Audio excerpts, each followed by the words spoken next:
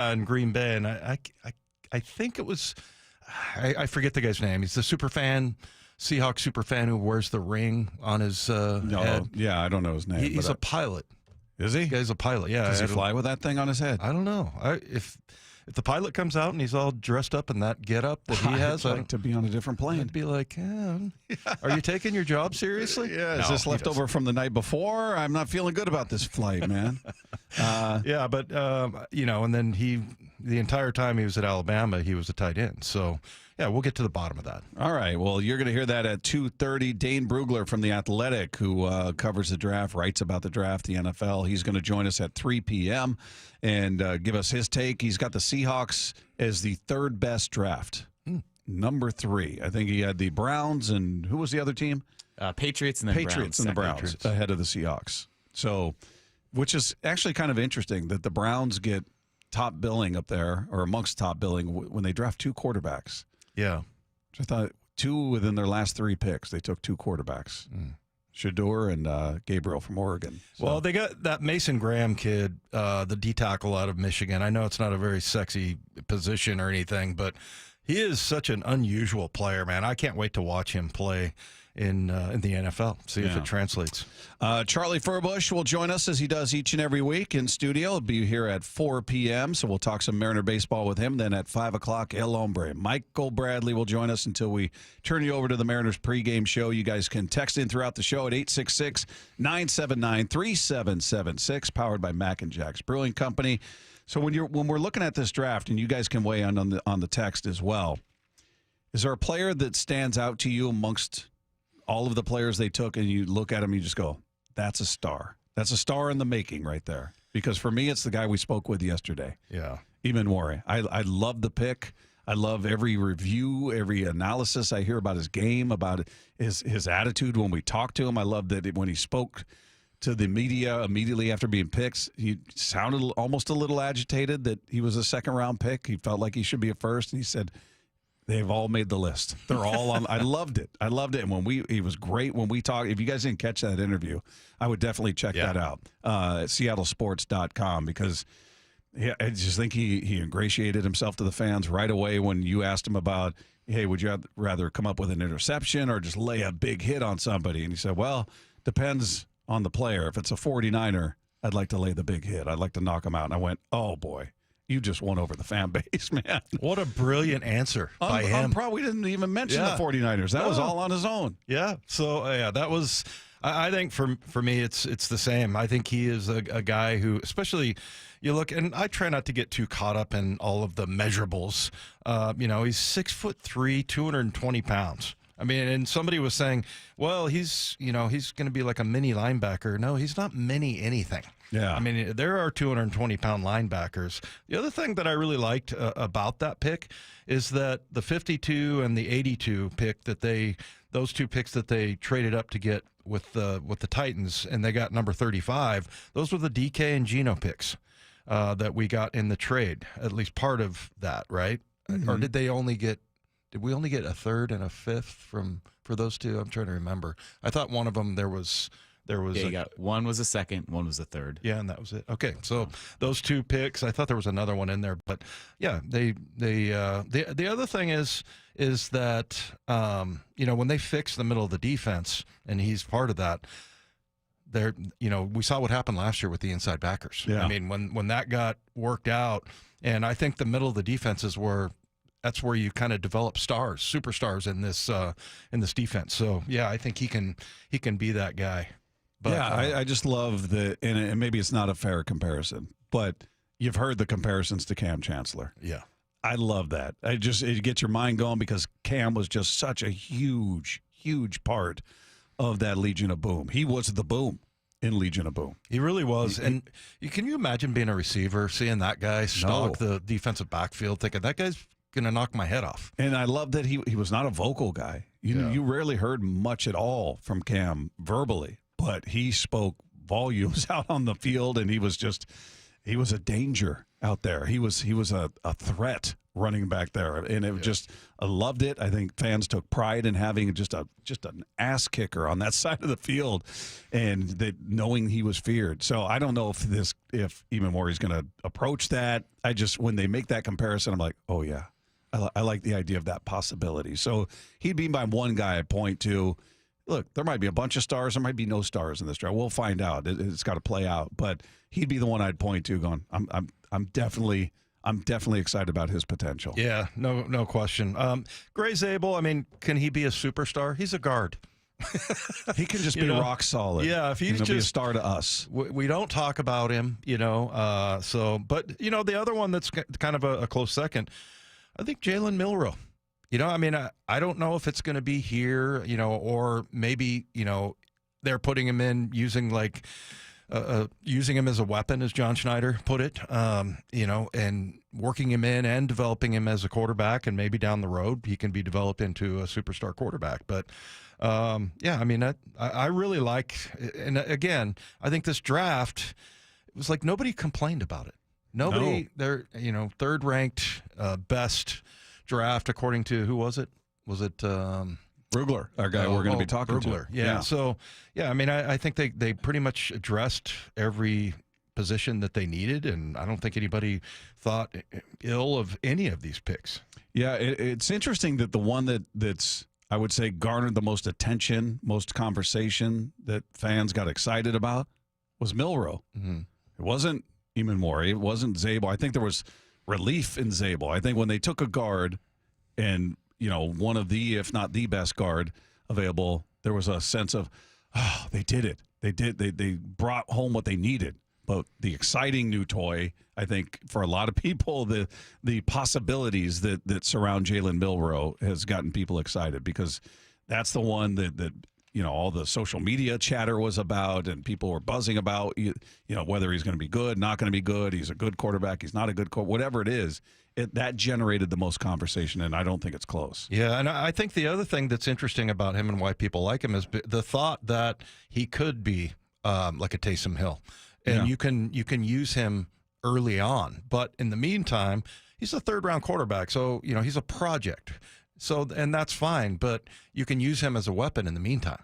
That's what's cool about that pick. Yeah. Just looking at some of the feedback, we talked to Eric Edholm yesterday, who does a great job with the draft, and he had his list, his grades, and everything, and he talked about grade Zabel and how he just felt like, that's a perfect pick for this team. I think that at that point there was some early second, late first buzz, before the tremendously good interview. Really, he sounded great, but one of the things he said is that he needs to be locked in more and more precise with his feet and his hands, and that's what I always talk about. When you go into the NFL, and he's talking about this. He's saying, that's going to be the next step I need to take. So he understands that the next level, those little things matter. And I always talk about the 6-inch step versus the foot-long step. I mean, why does it matter? It does. And he realizes that. The other thing is, he said the pillar of his foundation is physicality. I'm like, okay, that gets me. That's really your kind excited. of guy. That blows your skirt up. Yes, it does. Quickly, one more before we move on. This is Todd McShay from the Todd McShay Show, naming his best value pick that the Seahawks came up with. Elijah Arroyo. They had to be like doing somersaults. Yeah. And Ferguson goes before Arroyo. Yeah. If Arroyo can stay healthy, and I get it that it's a bigger if than with other prospects because he had the injury, but it was one injury that lingered. And this past year, he was pretty damn good in the Senior Bowl. He was awesome. I would say that's the name I've seen written about, like from people like Todd and other analysts talking about this guy. Keep your eye on this guy. Like he's kind of he doesn't have the name value, I guess, and maybe he doesn't have we're talking about the comments of Eamon Morey, and these guys are getting a bigger spotlight for different reasons. He's the one I see being written about. Like, keep your eye on him. This is a solid pick, and as he pointed out, if he can stay healthy. Well, yeah, he tore his ACL a couple of years ago. It sounded like it was pretty straightforward, though. Sometimes guys have knee injuries that linger on, and 600 yards, 7 touchdowns his senior year. I thought this was interesting. His comparison was Noah Fant. Noah Fant being here with a pretty big cap hit and 6'5", 250 pounds, and And I didn't realize I'd forgotten about how University of Miami has a pretty rich history with tight ends. Yeah. Greg Olson, Jeremy Shockey, Jimmy Graham, Kellen Winslow. And then if you go back to my era, Bubba Franks, Alfredo Roberts. I mean, there's been some really good tight ends come out of Miami, but dude is fast. And, one of the things John said about him is like he could be an X. He could line up like a receiver. He's 6'5", 250. Pretty dynamic. Can't wait to see these guys out there. Yeah. Hey, by the way, if you missed any of our show, like our conversations with Eamon Worry or any of the draft picks, anything you want to watch again, you can check out our Wyman and Bob channel on the Seattle Sports YouTube page. Just search for Seattle Sports on all social media platforms, X, Instagram, Blue Sky, Threads, whatever. If it exists, we're there. So you can find all our conversations, all our segments right there. Another bit of news for the Seahawks. They're picking up Charles Cross's fifth-year option, which is $17.56 million. Now, the tweet from Brady says they're doing this, but they're thought to be working on an extension. Brady put out an interesting note, and I didn't even realize this. Cross becomes the first player drafted by the Seahawks to have his option exercised since the NFL instituted those for first-round picks in 2011. So 2011 is when they instituted that option year for a first-round pick. So they declined their options on James Carpenter, Bruce Irvin, Jermaine Ifedi, Rashad Penny, L.J. Collier, and Jordan Brooks. Wow. That's amazing that they have not offered it. We've talked about how they haven't extended other old linemen they've drafted, but just first-round picks. So this is just first-rounders. So, they've extended other players, obviously, Bobby, Russ, Sherm. But right. None of those guys are first-round. So of their first-round picks, he's the first one. Yeah, I don't remember what was going on with Bruce Irvin at that time, but I always see him as a success. But, we've talked about with the development side of offensive linemen for the Seahawks, and there's two in there, Carpenter and Ifedi. But, Rashad Penny was always hurt. L.J. Collier just did not work out. And then Jordan Brooks was a good linebacker, but he wasn't great. Yeah. So I kind of thought I remember when they elected not to do that, I was a little surprised when they let him go. Yeah. I thought he played well. I didn't think he was a superstar, but I thought, yeah, he's solid. Solid player, and I thought they liked him. But, yeah, they made other arrangements. Yeah, and I think Jordan Brooks is going to play in the league for a long time. I think he had a pretty good season down in Miami, based on just the numbers and seeing him play a couple of times. But yeah, that's interesting. What does that say about their talent evaluation / talent development? Or that's not a great track record. I'm not trying to rain on the parade here, but I saw that and I was like, whoa. You've not extended a first-round pick of yours since 2011 when they instituted this? Well, I'm trying to remember when all of these guys got picked. I think it was at the end of the first round. I think as far as Brooks goes, right? Jermaine Ifedi, the same. Yeah. I mean, I think there were late first-round draft choices, right. And the other thing is, the only way you can compare, besides looking at their record during that time, they were winning, but just compared to other teams, how they did in the draft. Yeah, I always talk about it being a crapshoot. Nobody's mentioned that this year, by the way. Yeah, it's just I don't know. That was a weird stat, and it looks like they're going to buck the trend with Charles Cross. You certainly look like you're going to buck the trend with Devin Witherspoon and JSN.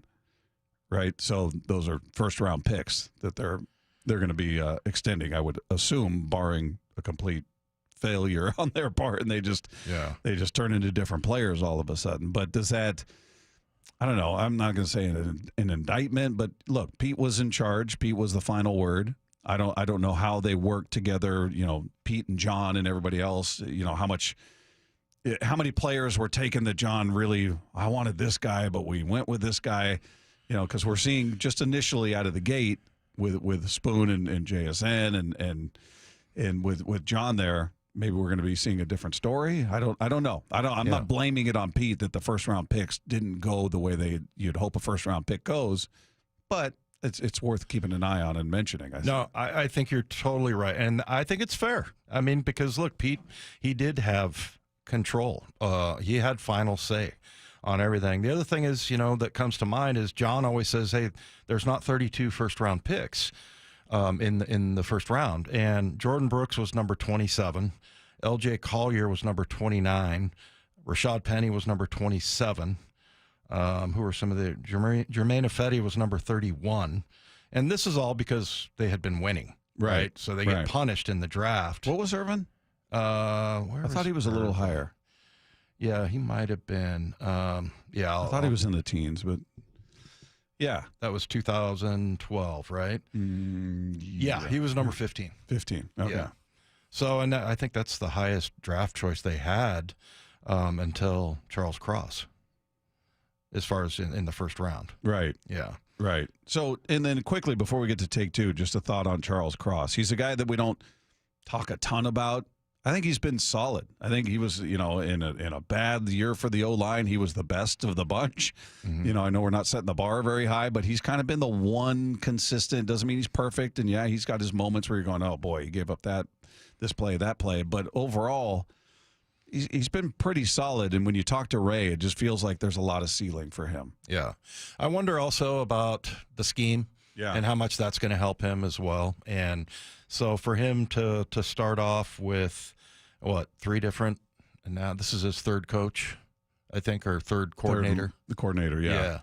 So it'll be interesting to see how if he settles in, if this makes sense to him. And, I think some players play differently in different schemes. And, but it's not like he needs to have excuses made for him. He's played well. It was just that, like, his rookie year, you were like, wow, this is great. I mean, he's going to be – and then second year kind of dropped off a little bit. Yeah.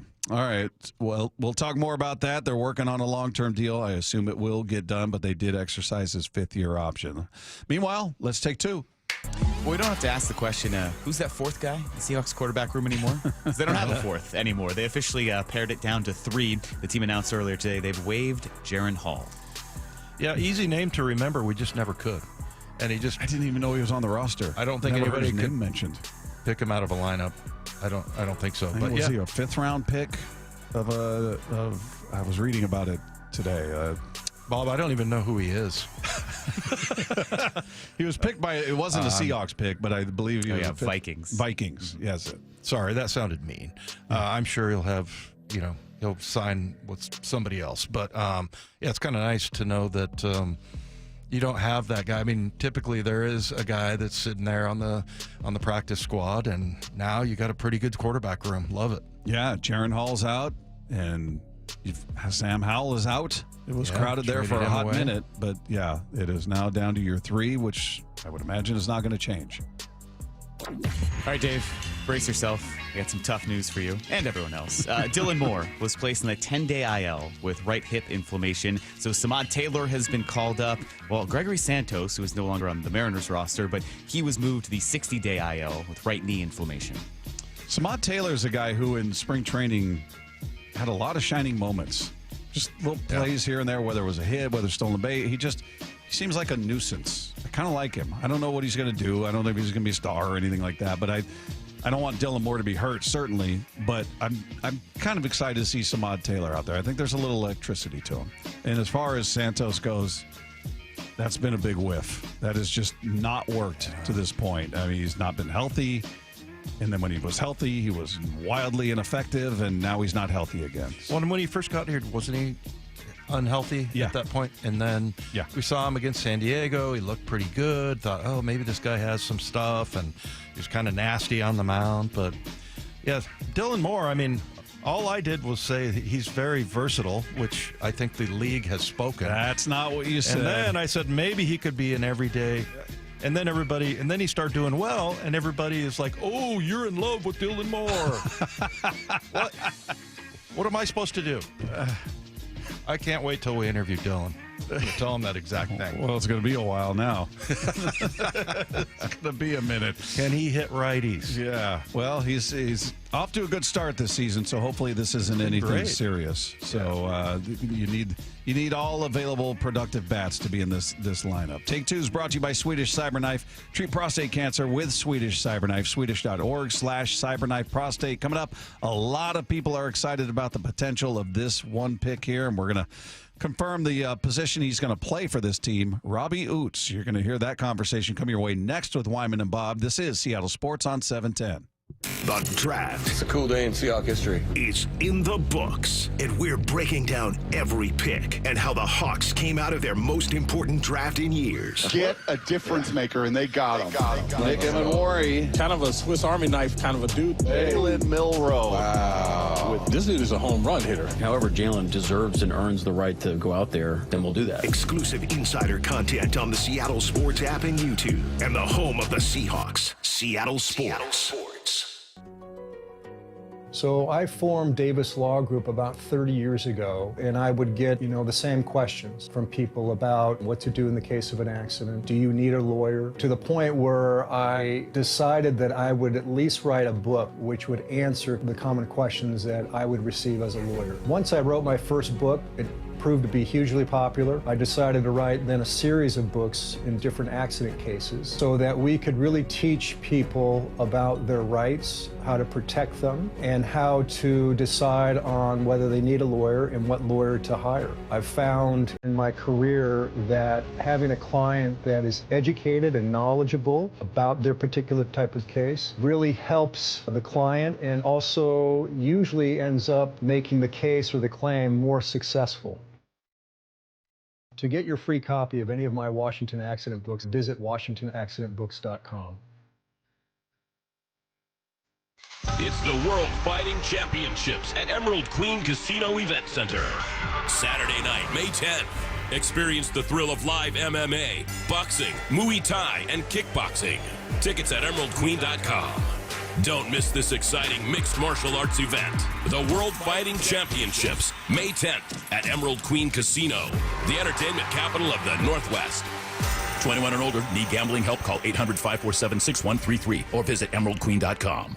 Attention! If you owe money to the IRS, this is an urgent message. The IRS is cracking down by sending out collection letters, garnishing paychecks, seizing bank accounts, and putting liens on homes and businesses. They call it enforced compliance, and you better watch out because penalties and interest on unpaid taxes compound daily, making it even harder to get out of debt. Don't let tax debt destroy your life. You need to call Optima Tax Relief, America's #1 tax resolution firm. They're experts in taxpayer assistance programs that can save you thousands if you qualify. A+ rated by the Better Business Bureau, Optima's resolved over $1 billion of tax debt for their clients. Let them fight on your behalf, helping to put your tax problems to rest. Call the tax professionals at Optima now for a free consultation. Call 800-783-8055. 800-783-8055. 800-783-8055. Optima Tax Relief.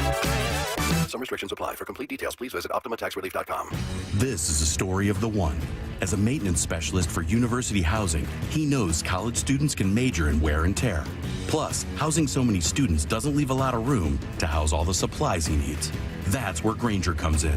With over 1 million industrial-grade products and fast, dependable delivery, Grainger carries the quality products he needs so he doesn't have to.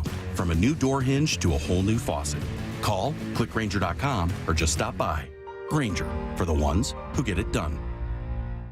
This is Secret Clinical dominating extra stinky stress sweat.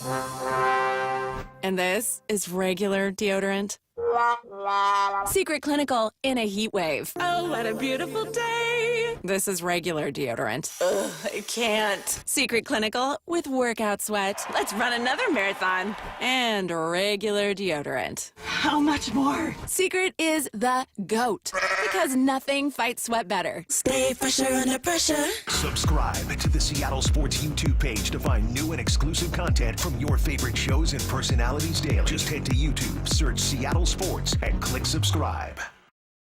At 65 years old, Brian has a rather demanding hobby. My biggest passion is snow skiing, and I ski between 70 and 80 days per year. And I ski instruct at a private resort in Montana. Needless to say, that can be a bit tough on the joints. When this knee started to bother me, I thought I'm doomed. That's when Brian decided to see Dr. Mark Wagner, MD, at Seattle Sports and Regenerative Medicine for stem cell therapy. If I did yard work or skied a few days in a row, I was fighting swelling and pain and no sleep and all sorts of problems, and that has absolutely gone away. So are you back on the slopes? I mean, I had a 14-day stretch with clients where I skied every day and I had no problem. It was fine. It was just like, I felt like new. So I'm guessing you would recommend this to others. Oh, I already have. I've told everyone that'll listen. Whether it's a shoulder, hip, or knee, before you choose surgery, consider stem cell therapy with Dr. Mark Wagner, MD, at Seattle Sports and Regenerative Medicine. Schedule your consultation at drmarkwagnermd.com. It's really, truly a miracle. I've always been a super athletic guy, but after I turned 40, I noticed I was slowing down. Instead of hitting the gym after work, I spent my evenings on the couch with a bag of chips. I was gaining weight, losing muscle, and when I did try to work out, I ran out of energy right away. One of my buddies suggested I book a free testosterone check at Revive Health, and that's when I learned that low T doesn't just impact how guys perform in the bedroom. I worked with a provider to create my custom treatment plan, and today I'm feeling stronger than ever. Last week, I even set a new PR at the gym. My only regret is not reaching out sooner. If you're ready to book your free T-check, visit ReviveMen'sHealth.com or call 206-529-1111. Again, that's 206-529-1111. This hour is brought to you by Legacy Group Capital Common Sense Lending. Wyman and Bob. From the Quantum Fiber Studio. Weekdays 2 to 7. On Seattle Sports and 97.3 FM HD2. Welcome back to Wyman and Bob, and right now on the Emerald Queen Casino Sportsbook Hotline, we have fifth-round pick out of Alabama, Robbie Ouzts. Robbie, how you doing, man? Great. How are you doing, sir? I'm doing really well, and we're really excited to have you here. You were a tight end at Alabama, and when they announced you during the draft, they announced you as a running back, and then there's some talk about you possibly playing fullback. So tell us, what have the Seahawks told you about how they're going to use you? Coach Polamalu, the running back coach, is really excited to get me working with him and really transition into a fullback role. I couldn't tell you why they announced me as a running back because I played tight end and I was in the tight end room my entire time there at Alabama. But yeah, they want me to go through as a fullback. Yeah, and I imagine, heavily involved in special teams, and that's one of the things, coming out of college, I didn't play very many special teams, but did you at Alabama? Were you pretty heavily involved in those teams? Oh, yeah. I was pretty much a 4-year player on 3 out of 5 of the units. So no stranger there to the teams. Yeah. Hey, so tell us on draft day how that went for you. I mean, did you have any idea the Seahawks were interested in you? What were you thinking? What were teams saying to you? Yeah, I had some contact with a couple of teams there. And the Seahawks were they've been pretty close in touch this entire process about how I fit kind of the bill, about what they're looking for and whatnot. But come draft day, they were quiet, and I was getting some calls from a couple other teams, and but I get that call from Seattle, and they're like, "Bryce," and they're like, "We've been telling you this whole time. We want you. We're taking you." And I was like, "Oh my goodness, it's a dream come true." So yeah, they've loved me from the jump, and just excited to be a Seahawk.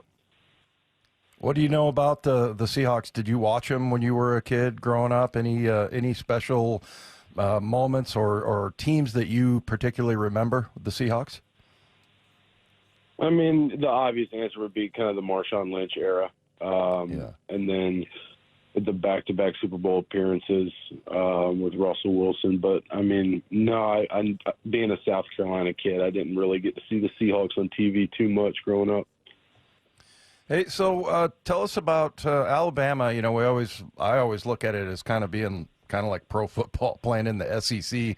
There's so many guys that end up in the NFL. Was Alabama, when you were growing up, you said you grew up in South Carolina, was that a place that you wanted to go ever since you were a little kid?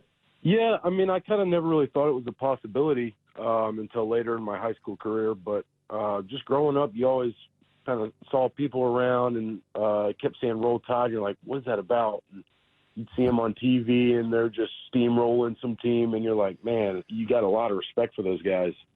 But it really, once I began to see it as a possibility for myself, I was like, man, this is a no-brainer. We got to play for Coach Saban and develop under Coach Saban. So that's another dream come true in itself. Hey, so we heard that you got engaged. This is big news, man. I mean, you got a lot going on right now. You know where you're going to be for hopefully for the rest of your career, and then you got engaged. So lots of changes for you, man. Oh yeah, huge week. You know, got to propose to the love of my life. She's my best friend. She'll be going with me wherever I go, and honestly, that's way more important to me than the draft. But just a very big week in general. Excited for both opportunities. Yeah. Hey, so were you always a kid, an athlete when you were growing up? Were you always a football player? Did you play other sports? Tell us kind of about your background growing up in South Carolina. Yeah, I was a multi-sport athlete. I dabbled in a little bit of everything, but my mom got me swimming pretty early on. And I got into competitive swimming really up until that first year of varsity football. And it got to the point where, you know, we were doing 2-a-days for swim practice, and I was trying to do football practice, and it was just way too much time. And I would like to think I chose the right path going football, but yeah, I was a swimmer there for a little bit. Yeah, I think you're built more like a fullback or tight end than a swimmer, man. I think you made the right choice there. Hey, tell us about your teammate at Alabama that's going to be your teammate here in Seattle, and Jalen Milroe. Really seems like a really great guy and just a really good football player. Tell us about your experience playing with him. Oh, yeah, I love playing with Millie. We came in, same recruiting class, just came in head down, just really with the grind mentality. And I like to say nobody has a better work ethic than that kid. I mean, he'll always be there no matter what time of day I come in. He's upstairs, you know, talking to the coaches, doing something in the playbook. So he's going to come in with a worker's mindset, and he's a natural born leader as well. He's not afraid to call guys out. And he'll stand up, and he'll always do what's right when nobody's looking. So great character there in Milroe. Hey, what was draft day like for you? What did you do? Did you have a party or anything like that, or were you just with your family? What was that day like? Yeah, I had a little get-together, close family and friends. We were down at my uncle's house in Beaufort, South Carolina. Beautiful day outside. Just kind of enjoying the day and not really stressing pick by pick like I know a lot of players do. Just kind of standing around my phone and enjoying my loved ones until that phone call came through. So do you know much about Seattle? Have you been here before, Robbie? Never been there. Excited to check it out. Yeah, good deal. What kind of things do you like to do off the field? Number one is I love to golf. That's kind of my go-to hobby this time of year. But, you know, in the fall, if I can find myself in a deer stand, I'll get out there and love fishing with my pops sometimes and playing some cards with the boys. That's kind of just what I go to. Well, hey, one of the things we like to do, Robbie, is when somebody's new to town, we'll solicit our texters. People text into the show all the time. And what do you like to eat? And maybe we can get you hooked up with some good restaurants up here in Seattle. Well, first of all, I love seafood, and I've heard some rumors y'all got some good seafood up there. Yes, we do. So y'all got to let me know what seafood places to check out. I heard there's a seafood market, something about them throwing fish. So you got to give me some spots I can go and check out. Yeah, definitely. Well, we'll definitely check that out. And yeah, congratulations, man. That was really cool that you got a teammate up here from Alabama, and I think you're going to love the 12s. And yeah, just congratulations on getting engaged and drafted, and you kind of know what you're going to do for the rest of your life, sounds like. Yes, sir. Thank you so much. There you go, Robbie Ouzts, who's a fullback. Yeah, he's been he was called like, a I don't tight know. end, a running back. I don't know why they called me a running back. Never played running back in my life. But, yeah, he was a good tight end there. And, obviously played with Milrow. So, yeah, interesting pick there. I think also, a lot of those guys, and as I mentioned to him, I didn't really play special teams in college. And, that was always Because you were too good. Yeah. They don't pretty want much. to. They don't want to risk you getting hurt on some inconsequential special teams play. It's funny. I think it was kind of a college thing, and also that era, and that people didn't really pay attention to special teams that much. But really, what you should do is put your best players out there. But a lot of them you want to, save. Kind of, you don't want them out there every single snap. So. Having to play, I just remember Rusty Tillman screaming at me in the meeting room and telling me that his grandmother could cover kicks better than I could. She was fast, though. That was a fast, big woman. Really tough.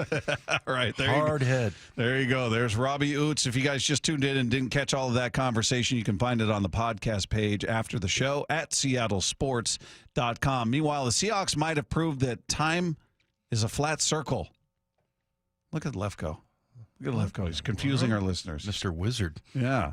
We'll tell you what that means, I think. Coming up, it's Wyman and Bob. This is Seattle Sports on 710.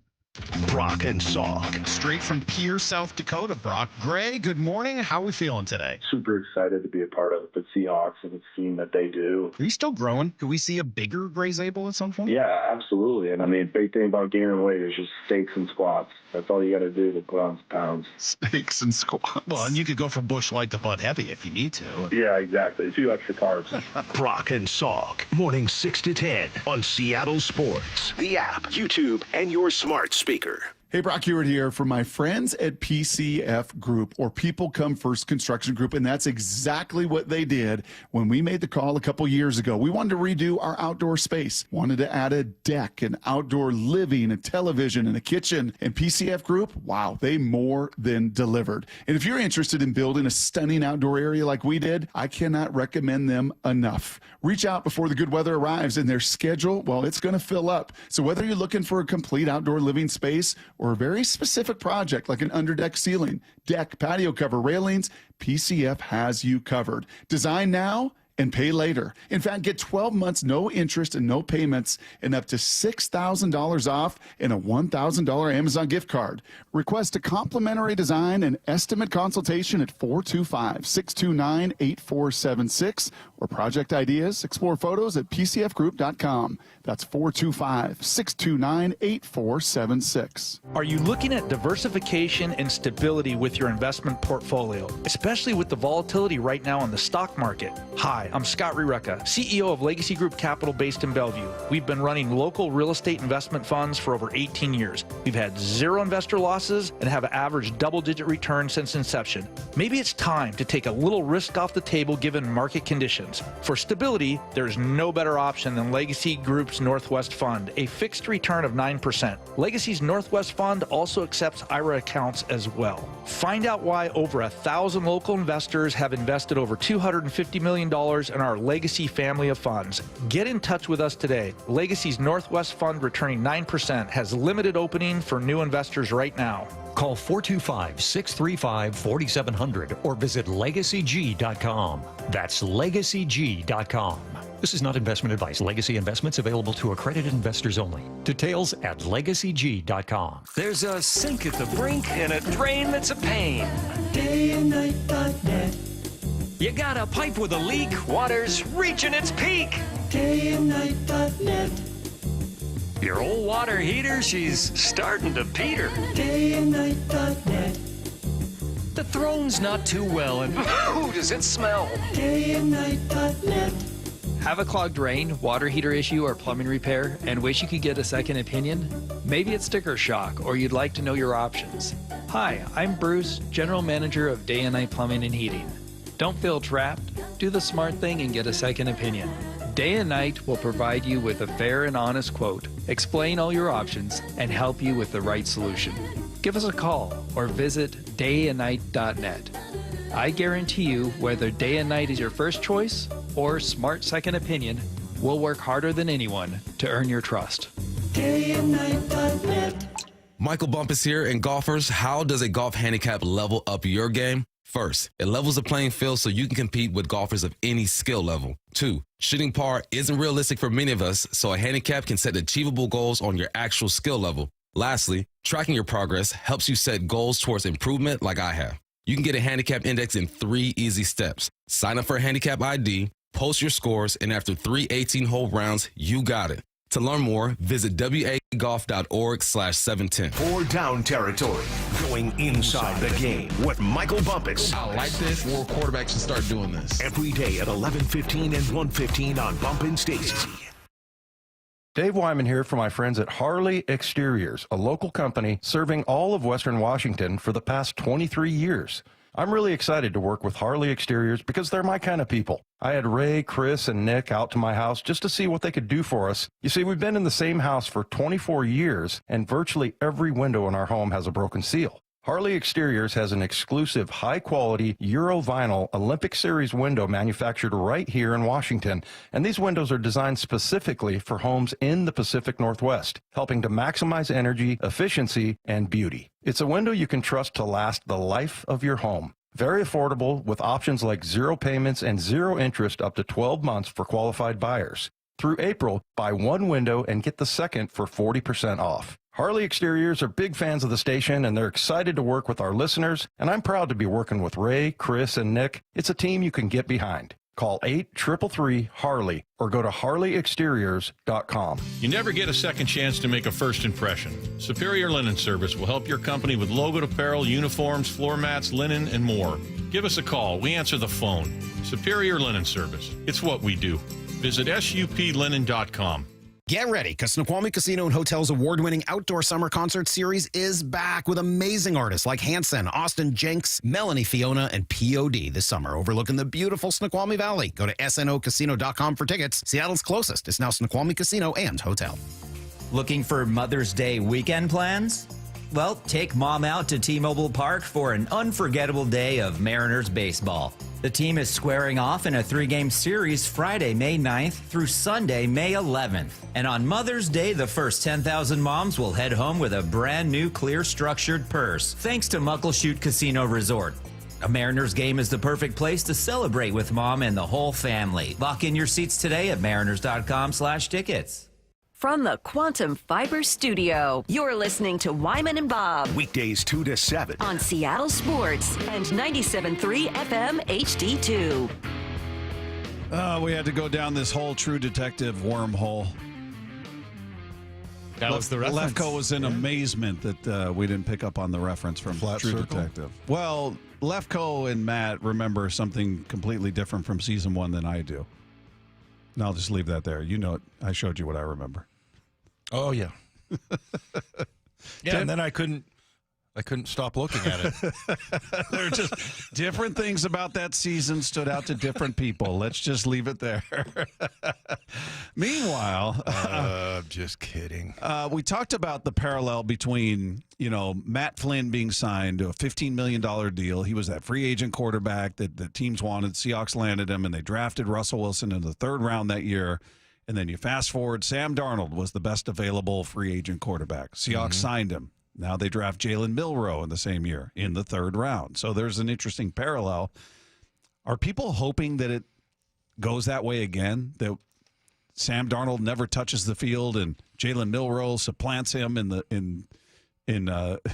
lead up to in the preseason games. All of a sudden he's just your starter. I mean, I like the idea that eventually he could be that guy, but yeah. If it worked out that way, that would mean Darnold just face planted and you owe him $30+ million. So it's much more punitive than the Matt Flynn deal was, financially speaking. Well, I would say but it's this. 1 year. Yeah. Well, and I think either way with Darnold, I mean, that's what the Falcons did, right? When they signed Kirk Cousins, they paid him a lot of money, and then they take Penix at what was in the top 10, I think? Yeah, 8th overall. So, yeah, I think the difference is that okay, so to answer your question, if you have to pay $30 million to Darnold for nothing because Milroe is so much better than him, I'll take it. Yeah. Because now you know, and playing out the Russell Wilson scenario that you brought up is that he was really good for a number of years until he all of a sudden wasn't happy here anymore. So. And then the other thing about that one is that I think it's a different scenario because Milroe, I think you can use him, as John Schneider said. I was like, hey, how about putting him in some packages like Taysom Hill? He's like, oh, no, we're going to use him as a weapon. And, and that would be running the ball and running certain, just a number of plays.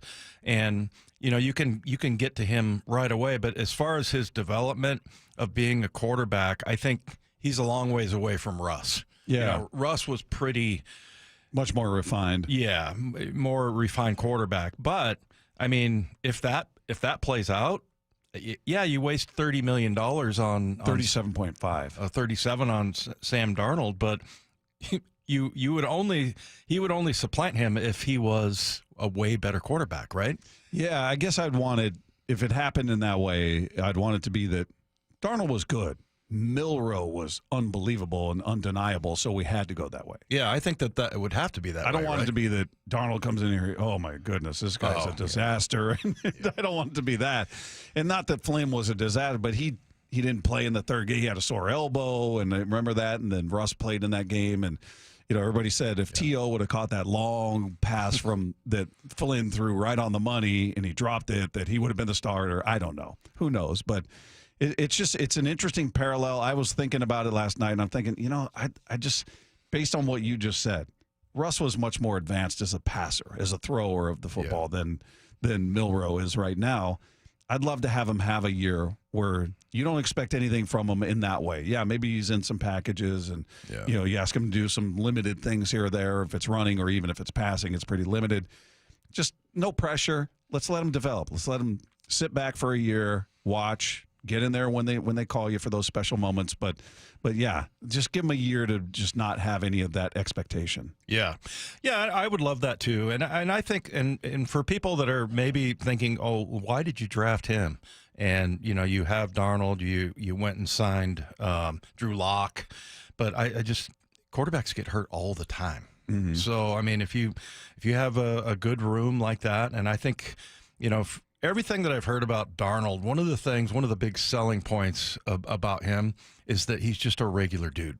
He's a regular guy. He's not high and mighty quarterback who doesn't talk to the entire team. He's just one of those guys. And so that'll be a great room for him. We know the same thing about Drew Lock as well. Yeah. So because him and Geno had that really good relationship. So, and I'm going to say that most of it was Drew's on his behalf as far as the friendship goes with Geno.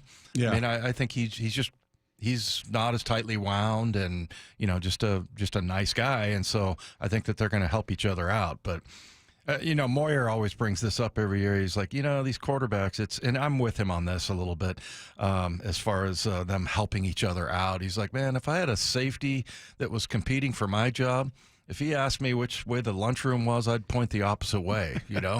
I'm not going to tell him anything. I'm not going to share anything with him. But these guys petty. Yeah, I'm kind of with Moyer on that one. But I like his honesty. Hey, every year, man. I mean, the draft was horrible except for the year you're drafted. But every year that I was in the NFL, I hated the draft. It's like, are they going to draft a linebacker? And they're replacing me. Yeah. Yeah.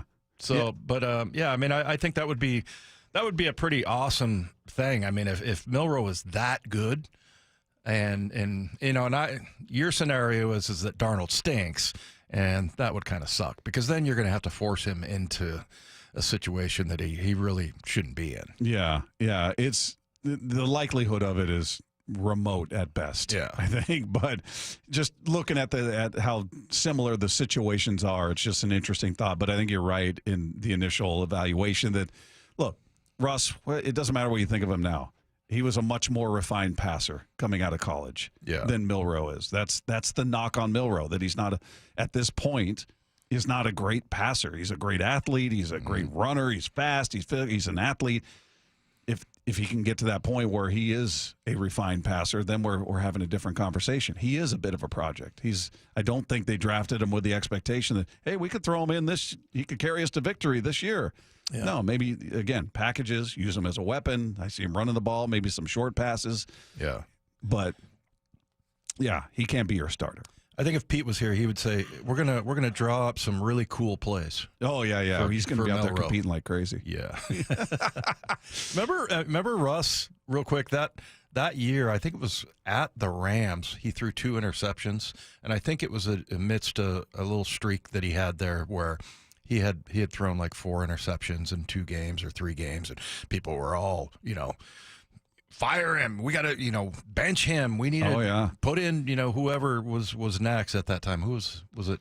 T-Jack at that time? Might have been. I just remember they were mad because he hadn't surpassed like 200 yards passing or 250. Like, you can't even throw for it. And they really had the governor on him. I mean, they weren't throwing the ball down the field. It was a very safety first offense, and they weren't really letting him do much. And then it was the Cardinals game where he drove him down the field and basically won the game twice for him. It just the Bears game was the Bears. Okay, yeah. So it was like that was like the coming out party. But prior to that, we were getting texts left and right. You sit him down. He's not ready. He can't even throw for 200 yards. And there was all that going on.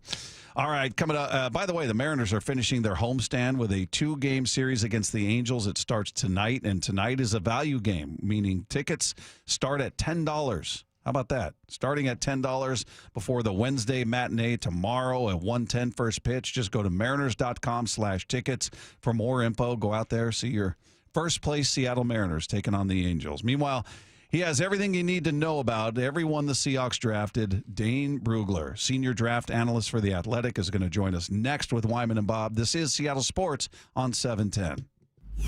Call them butter because they're on a roll. Don't make that face at me, man. I only read what they write. Baseball's hottest team does it again. Win their 6th consecutive series. They are rolling. Tonight, Mariners, Angels. First pitch at 6:40 with Wyman and Bob taking you up to pregame at 5:30. Don't miss a pitch on Seattle Sports on 710 or the Seattle Sports app. When you have really good leaders, it makes it easy. Gia arrived at Lee Johnson after 10 years at another dealership. You know your job, but then you have people who you can rely on to help you with the big stuff that you need that support from. And I've gotten that every day with my service manager, with our assistant service manager, with even like our GM and our GSM. The way that, we're now on the showroom together, we are so close-knit just as a department. My service manager here, he's always open to teach you whatever you want to know. He just wants everybody to do good around him, and if somebody wants to learn something, I'm here to do it. And I've never had a service manager like that before. They're really good at promoting from within. That's one thing that I've learned from working here. Is I see people start out as a lot porter, and people work their way all the way up to being a general manager. The LJ way is the Lee Johnson Auto family. Hey, it's Dr. Coogan with Eastside Weight Loss Clinic. Spring is here, and I know you want to look and feel your best as you head into this new season. Are you tired of the roller coaster of losing weight just to see it all come back again? Maybe you've heard about the new drugs but are concerned with the possible side effects, or you're taking weight loss drugs but also want to learn how to change your lifestyle for long-lasting results. We can help you. We have a team of health coaches that can support you every step of the way. Schedule your free 15-minute, no-pressure phone consultation online at eastsideweightlossclinic.com. Hey, it's Mike Salk here with Ryan Rowland Smith. Thanks, Mike. I've been hearing for about 2 years now how you did the Eastside Weight Loss Clinic plan, and you lost a ton of weight. So I decided to see what the program was all about, and I'm so glad I did. So far, I've lost 30 pounds, and my only regret is not starting sooner. Join the thousands of people who've lost 20 to 30 pounds or more in just 60 days. It doesn't matter where you live. You can do our program in person in Kirkland or all remotely. Schedule your free phone consultation online at eastsideweightlossclinic.com. That's eastsideweightlossclinic.com. Dr. Ryan Coogan, D.C. Results may vary. This is a story of the one. As a maintenance specialist for university housing, he knows college students can major in wear and tear. Plus, housing so many students doesn't leave a lot of room to house all the supplies he needs. That's where Grainger comes in. With over 1 million industrial-grade products and fast, dependable delivery, Grainger carries the quality products he needs so he doesn't have to. From a new door hinge to a whole new faucet. Call, click Grainger.com, or just stop by. Grainger, for the ones who get it done. This is Secret Clinical Dominating Extra Stinky Stress Sweat. And this is regular deodorant. Secret Clinical in a heat wave. Oh, what a beautiful day. This is regular deodorant. Ugh, I can't. Secret Clinical with workout sweat. Let's run another marathon. And regular deodorant. How much more? Secret is the GOAT because nothing fights sweat better. Stay fresher under pressure. Ladies and gentlemen, this is for you too. Stubborn fat is really hard to get rid of, and then there's all those gimmicky lasers, fat freezing methods, and prescriptions. Imagine a simple solution that takes just one day and provides immediate noticeable results. Introducing ProSculpt. ProSculpt uses air-assisted technology that's safe and gentle yet powerful, delivering instant fat-reducing and skin-tightening results. Performed by board-certified plastic surgeons while fully awake, ProSculpt contours your body with minimal downtime. It's designed to target those problem areas: waistline, neck, face, arms, thighs. ProSculpt gently removes unwanted fat and tightens loose skin with FDA-cleared plasma technology, all in a simple, guaranteed one-day procedure. ProSculpt is one and done. Schedule your free consultation at prosculpt.com for $250 off. For powerful permanent fat removal and skin tightening that works for ladies and you men, it's prosculpt.com. Do you have a car sitting around collecting dust? Well, turn that car into cash at Wayscar Ford in Auburn. Not only will they purchase your vehicle today, pay you right up front, but it gets way better.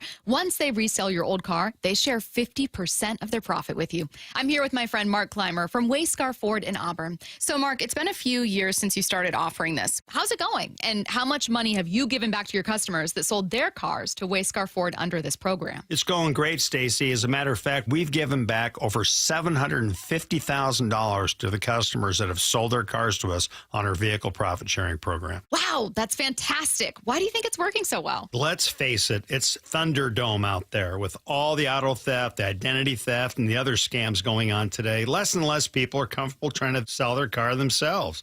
So we offer them a way to get a lot more money for their car without having to go through all the hassle of trying to sell it themselves. And it's only at Wayscar Ford, Isuzu in Auburn. WayscarFord.com. Let's go! This is Seattle Sports. Streaming through the Seattle Sports app. KIRO AM Seattle. KIRO FM HD2 Tacoma. Home of the Seahawks, Mariners, and everything Seattle sports. Seattle Sports Snapshot. Mariners getting back to business tonight. A brief two-game series with the Angels, who are in town. They'll send Bryce Miller to the hill to look to continue their streak. 6 winning series in a row. The Mariners have won 6 in a row. Looking to make it 7 again. Just a 2-game series. Day game tomorrow. Other games going on right now. They're actually in a bit of a rain delay in the top of the first. The Guardians and Twins in Cleveland. So we'll wait to get that one going again. It'll be the Orioles and Yankees in Baltimore, followed by the Royals on the road taking on the Tampa Bay Rays in their minor league park. The Red Sox on the road taking on the Blue Jays. It's the White Sox playing host to the Brewers. The Rangers and the A's get together in an AL West battle. Meanwhile, Luka Doncic has stepped up to pay the entire expected cost of restoring a vandalized mural depicting Kobe and Gigi Bryant in downtown L.A. The Lakers' new guard made a $5,000 donation to cover the entire goal of a GoFundMe page created by the artist. Wants to restore the mural that's been titled Mambas Forever at 14th and Main Streets, and it was vandalized, so he's picking up the cost. Snapshot, brought to you by Miller Lite. When it's game time, it's Miller time. From the Quantum Fiber Studio, this is Wyman and Bob on Seattle Sports. Streaming live on the Seattle Sports app and at seattlesports.com. Now, here are your hosts, Dave Wyman and Bob Stelton. Well, the 2025 NFL Draft is in the books, and Dave, it's always fun to go back and talk to the analysts, the guys that break down every aspect of this. They know every nook and cranny about every single one of these players to give us a grade. Tell us how the Seahawks did. And we've got one of those guys on the line with us now on the Emerald Queen Casino Sportsbook Hotline. He is the National NFL Draft Writer and Senior NFL Draft Analyst for The Athletic. Dane Brugler is with us. Dane, how are you, man? I'm good. How are you guys? Doing great. Really appreciate you taking a few minutes with us, and I know you put in so much work on these drafts and the breakdowns and everything. First of all, before we get into the specifics of the Seahawks, how close did this draft go to the way you thought it would in terms of, the picks falling the way that they did? I would say there weren't any major surprises. I think in my final mock draft, it was like 29 of the 32 I had in there. So there weren't any major surprises. I only had the two quarterbacks, Cam Ward and Jackson Dart, in my final mock draft. So that wasn't very surprising. It was surprising maybe to see where the quarterbacks fell, but look, that's kind of what we've been saying all draft season is, look, it's just a down quarterback class. And I mean, it was a surprise that Shedeur Sanders fell to the 5th round, but, kind of been saying the whole process that, hey, he's not a 1st-round pick. He's a day 2 guy, and that's okay. That's fine. But yeah, still surprising to see him fall all the way to the 5th. But yeah, this quarterback class was really unique to see Tyler Shutt go top 40, Jalen Milroe sneak in there into the top 100. Fell maybe a little bit further than some people thought. But yeah, this quarterback class, because drafts usually get summed up by their quarterbacks, whether it's a strong class or not. And this year's quarterback class was just really unique and different especially compared to what we had last year with 6 drafted in the top 12.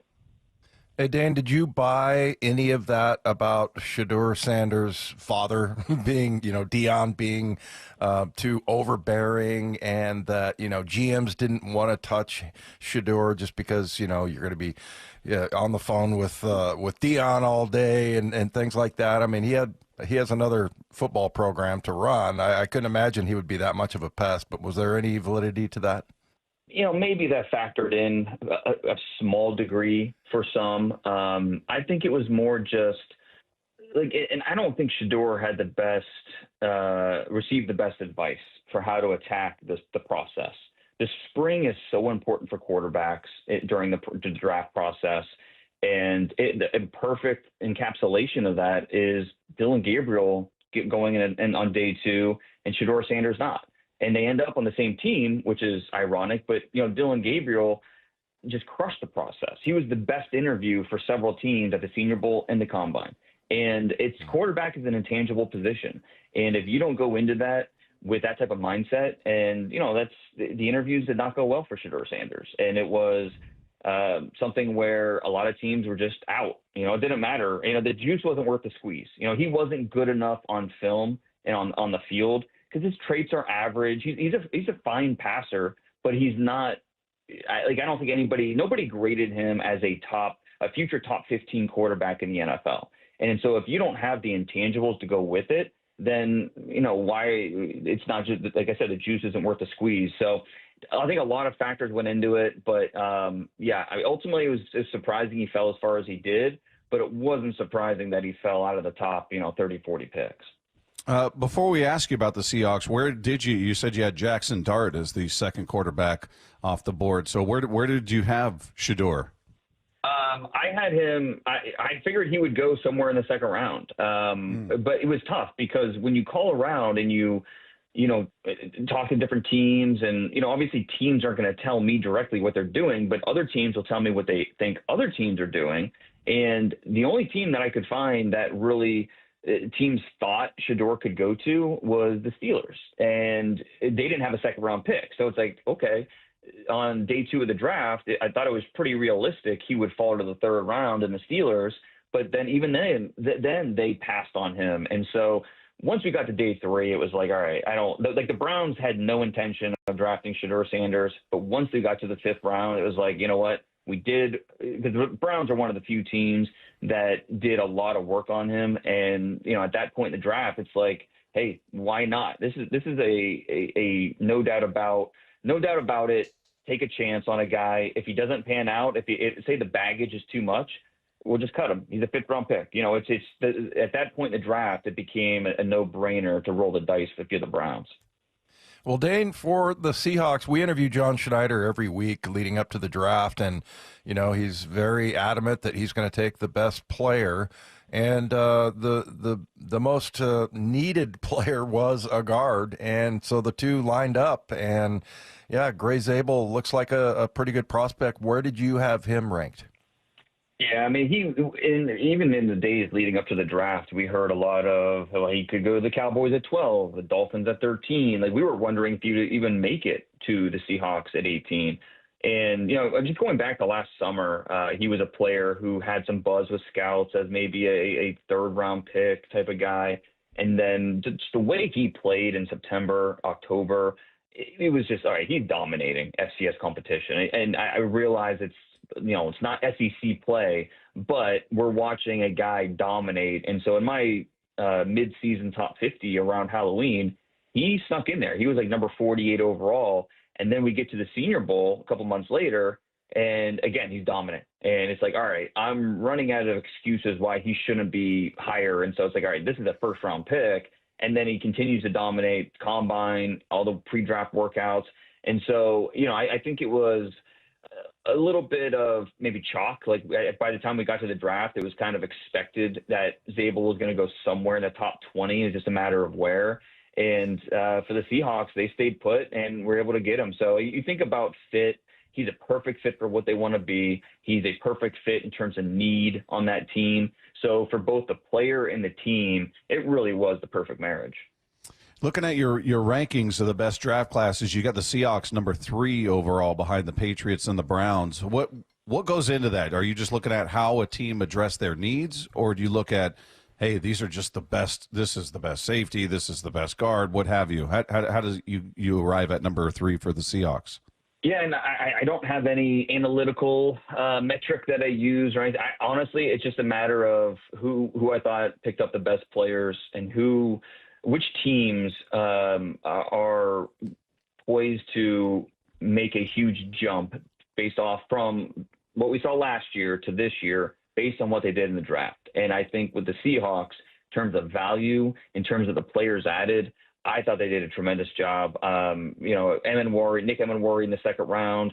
I think he's obviously going to give some Cam Chancellor vibes, but he's in good hands with Coach McDonald. You think about what he did in Baltimore with Kyle Hamilton, 6'3", 220 pounds, 4.3 speed. And I was really encouraged talking to his teammates throughout the process when they talked about his intelligence. They talked about how hard he works during practice and things like that. So very excited to see how, is he going to be used as more of a nickel? He'll probably be the start as the third safety, but how will they use the different personnel packages to get him on the field? So very interested to see Nick Emenwari and how he factors into Seattle's plans year one. And then to come back and get Jalen Milroe. I reported a couple weeks before the draft that he accepted an invitation to be at the draft. And so after that happened, there was a lot of, he's going to go first round or he might go top 50. And, he was a third round pick for me. He was like 74 or something on my top 100 board. And so I couldn't get really on board with that. But in the 90s, take that risk. And, he's very raw and unpolished as a passer. But as an athlete, as a big play creator, he is special and really dynamic. So, you take a chance on a player like that, see what you have. That's, I think, very much worth the risk at that point. I really liked Elijah Arroyo, the tight end they got in the second round. Really athletic. Nobody could cover him at the Senior Bowl. So you take that speed, the pass-catching ability, and you add him. You think about that tight end depth chart, how much it's going to change in probably the next 2-3 years for Seattle. Arroyo is going to be a major factor in kind of moving up consistently over the length of his rookie contract. And then even on day 3, Torrey Horton was one of the steals of the draft to get him where they did in the 5th round, to help kind of fill out their wide receiver depth chart. I won't be surprised if Horton's really pushing for starting reps at some point this year as a rookie. And then I love Bryce Cable-Dew, the guard from Kansas, who is a college tackle, but in a lot of ways kind of the maybe a day 3 version of Zabel, where he's explosive, moves well. There's a competitive edge to the way he plays. And he was my top-rated non-combine guy this year. And so I thought the Seahawks did well nabbing him in the 6th. So, Dane, are you ready to get ready for the 2026 draft? I saw already, I was looking at your website and, you have some notes about that possibly coming up. I mean, first of all, the draft has to be like Christmas morning for you. And then, when do you start working on the next year?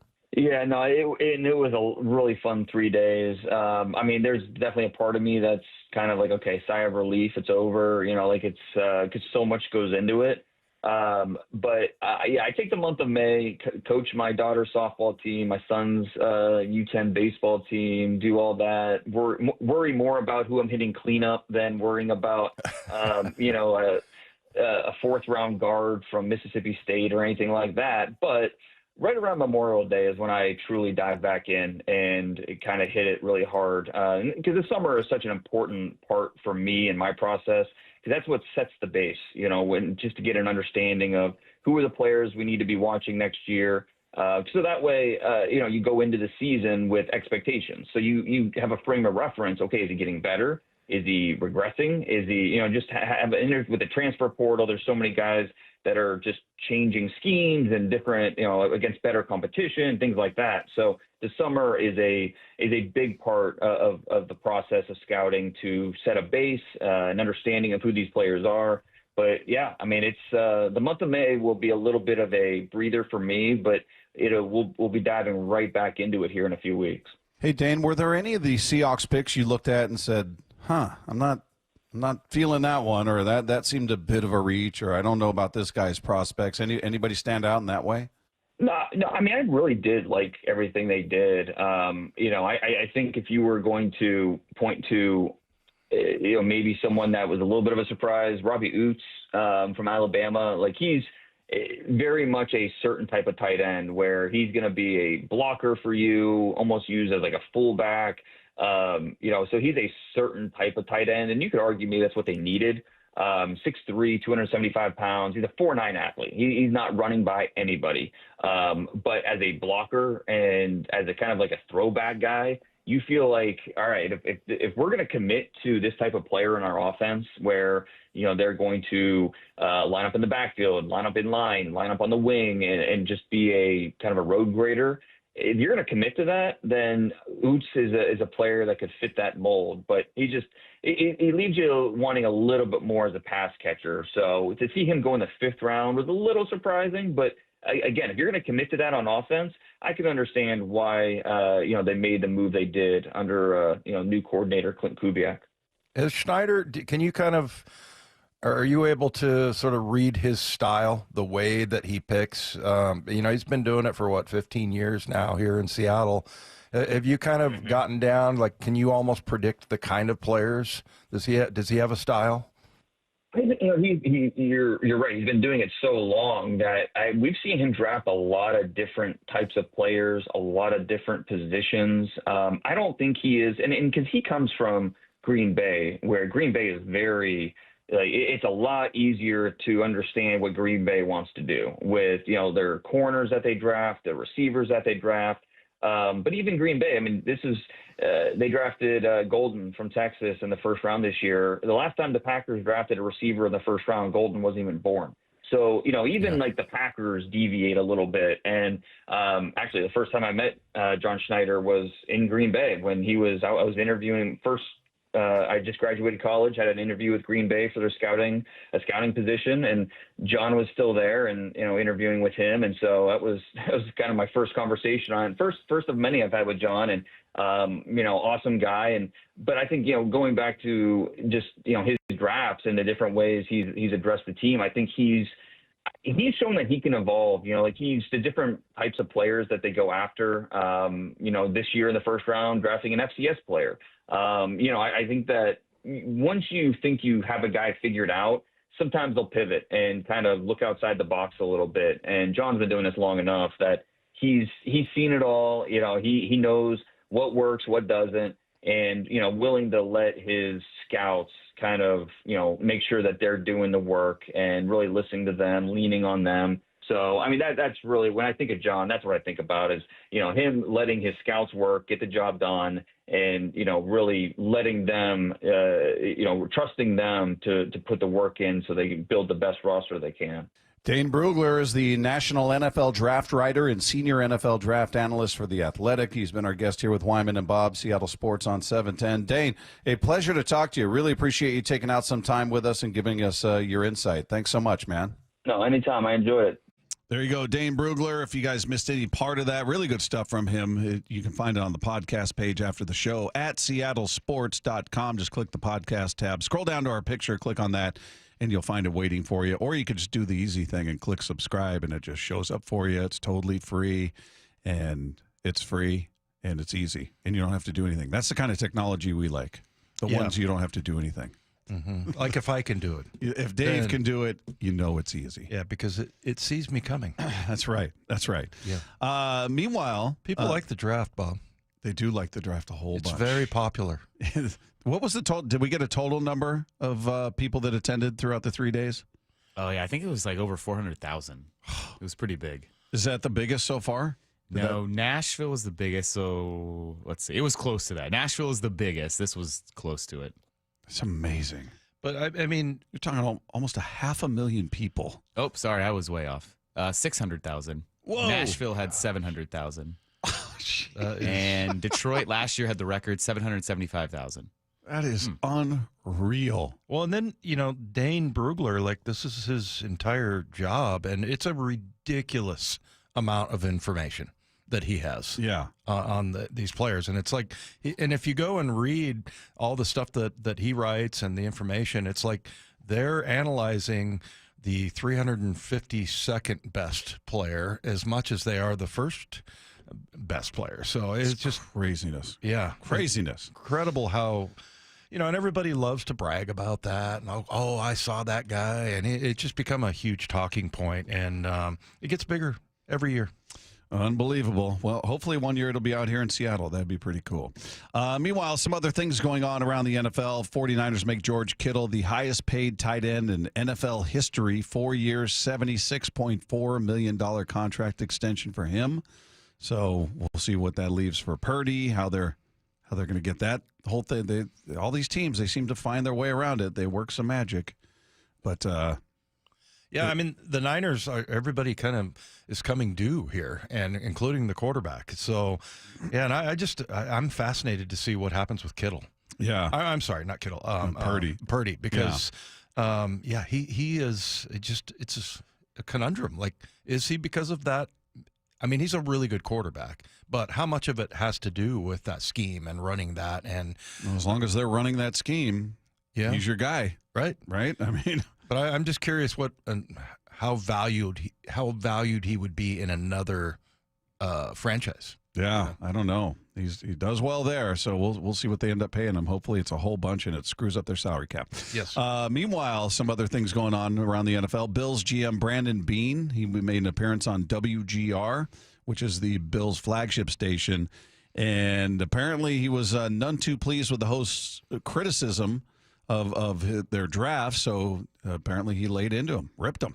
I was just listening to the last few minutes of your show before I came on, waiting on here. All right. Sounds like 2018 all over with you guys. Well, how so? Well, you guys were 2018 about Josh Allen. You guys wanted Josh Rosen, and now you guys are, we don't have a receiver. I don't get it. Like, we just scored. Hold on, let me talk. We just scored 30 points in a row for 8 straight games. A year ago, I get you guys asking why we didn't have receivers, but I don't understand it now. You just saw us lead the league in points when you add all the postseason. No one scored more points than the Buffalo Bills, including the Super Bowl champions. So you just saw us do it without Stephon Diggs, same group. How is this group not better than last year's group? Like, our job is to score points and win games. Where do we need to get better? Defense. We did that. So I get it. You got to have a show and you got to have something to about, but about wide receiver is one of the dumbest arguments I've heard.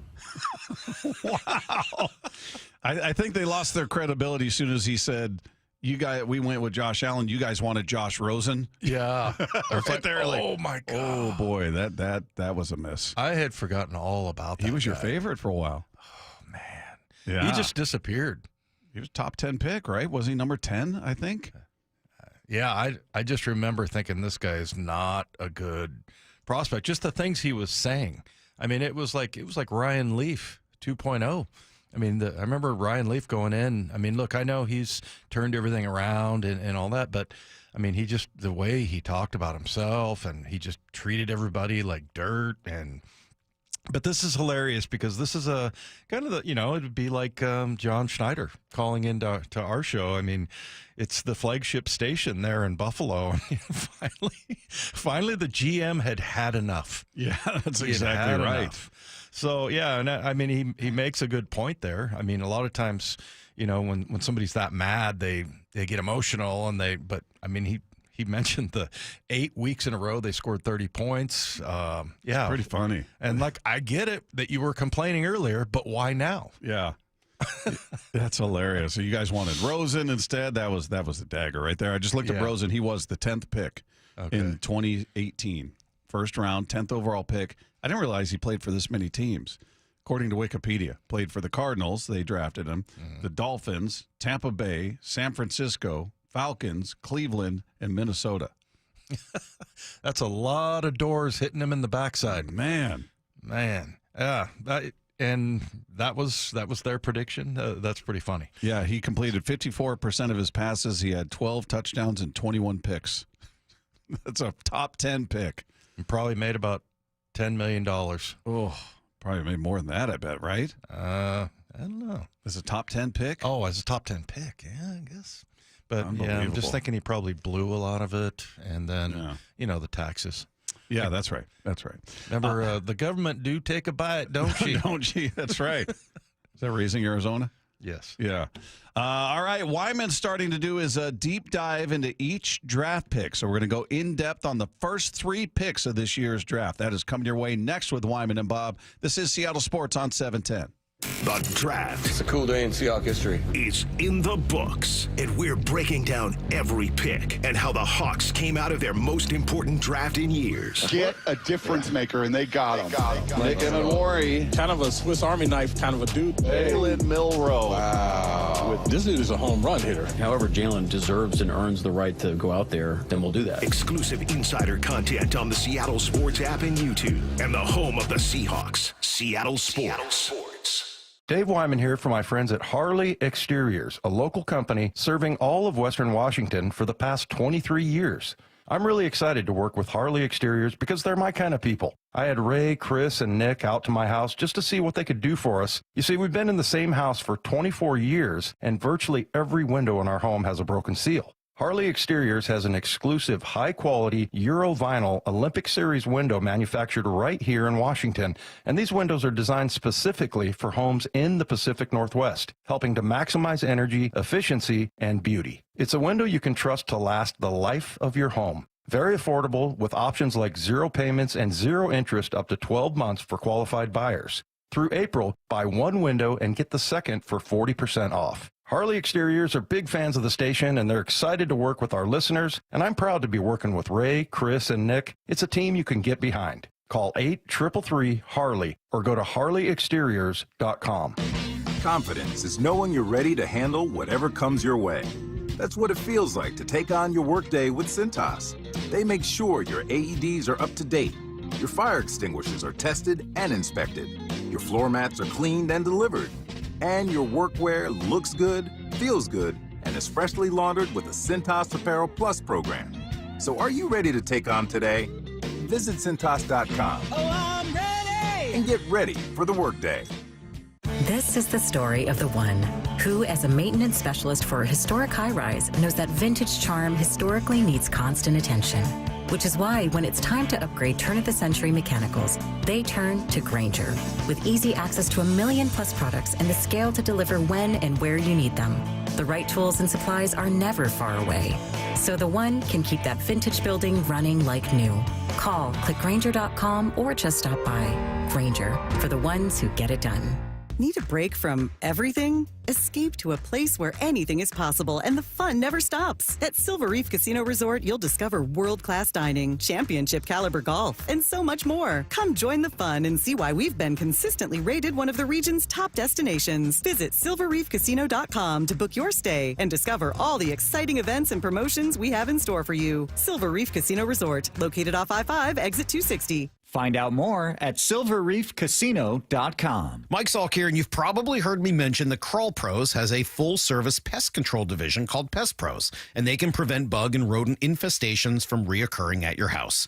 You probably also know that it's especially important to keep a close eye on any signs of pest intrusion in your home during the spring. Why? Well, let's start with rodents. They're at the peak of their reproductive season, so if just one makes its way into your house, it could quickly turn into hundreds, and then you've got damage to insulation, wiring, even structural features, not to mention they're disgusting and carry disease. You may also see an increase in bugs, especially ants this time of year, as they're just looking for food. But if you got kids, you know they leave food everywhere, so this can become an even bigger issue. If you have any reason to think you've got a pest problem, you want to take care of it quickly before you have a much larger problem on your hands. So call Pest Pros. They'll come in, do a free corner-to-corner inspection, just like they did at my house, and fix the problem. If you're worried that any type of critter is making a home of your home, call Pest Pros or visit gopestpros.com. We are Seattle Sports, the home of the Seahawks, Mariners, and everything Seattle sports. Watch your favorite show live at seattlesports.com. Hey, Riverside Roofing is offering $1,000 off a new replacement right now. That's huge. $1,000 off. Quite the incentive for homeowners to book their roof replacement right now. It's Mike Salk here, and it really is a great time to do it. These days are getting long, right? Sunsets after 8 o'clock. Crews can get your roof done quick. So take advantage now before demand spikes this summer, making those repairs costly and time-consuming as well. Here's what you got to do to claim your $1,000 off from Riverside Roofing. Book a free estimate from the website, riversideroofingllc.com. And then you'll meet with Brandon, that's Don's son. Just tell him you heard the message here on the radio station. $1,000 back in your pocket, and yes, a brand new roof over your head. And while you're there, ask Brandon about their 35 years of local experience, GAF Master Elite certification, which puts them in the top 3% of roofers in the nation, and of course the catch-all system, which they use to keep your yard and driveway totally free of debris like nails or shingles. Go to riversideroofingllc.com. Remember, Riverside Roofing is the roofing company you can trust. Well, I'm here with my good buddy, Dr. Dan Nelson from Eastside Pain and Regenerative Medicine. And you've heard from Dr. Dan's patients over the years how a simple stem cell procedure has successfully conquered their pain. Well, folks, now it's my turn. After years of dealing with knee pain from all the football abuse, I can say my knee pain now is almost 100% gone. How'd you do it, Dr. Dan? Well, Brock, personally, I'm very happy that you did so well. And your story is like so many of our other patients who come in, former athletes and non-athletes as well, who have come in with chronic knee pain, and they are looking for alternatives besides knee replacement surgery. And we're happy to provide this service. It's been truly a game changer for so many folks. It's just been a pleasure to be part of this. Consider Dr. Nelson, the only doctor with over 30 years of experience in pain medicine techniques, including stem cell therapy. I was in and out with a couple of follow-ups. It's a non-surgical solution to pain using your own stem cells. Consider stem cell therapy with Dr. Daniel Nelson, MD at 425-823-4000 or visit danielnelsonmd.com. That's danielnelsonmd.com. Wyman and Bob. From the Quantum Fiber Studio. Weekdays 2 to 7. On Seattle Sports and 97.3 FM HD2.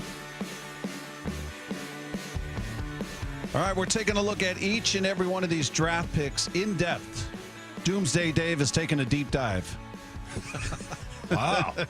That's a lot of D's. Into the draft. There's one more D. There's another one. All right, so you're taking a look at the first 3 picks in the in this current draft. And by the way, Wyman's Football 101 Draft Edition is up on YouTube with a breakdown of these 3 players. We're going with Zabel, Emanwari, and Arroyo are the guys you took a look at. So let's start with Zabel. What did the film tell you? Yeah, well, first of all, he's 6'6", 312 pounds, and Brock and Salk asked him, it looks like you could still put some more weight on, and he said, yeah, I think I can. So it's like he's still growing.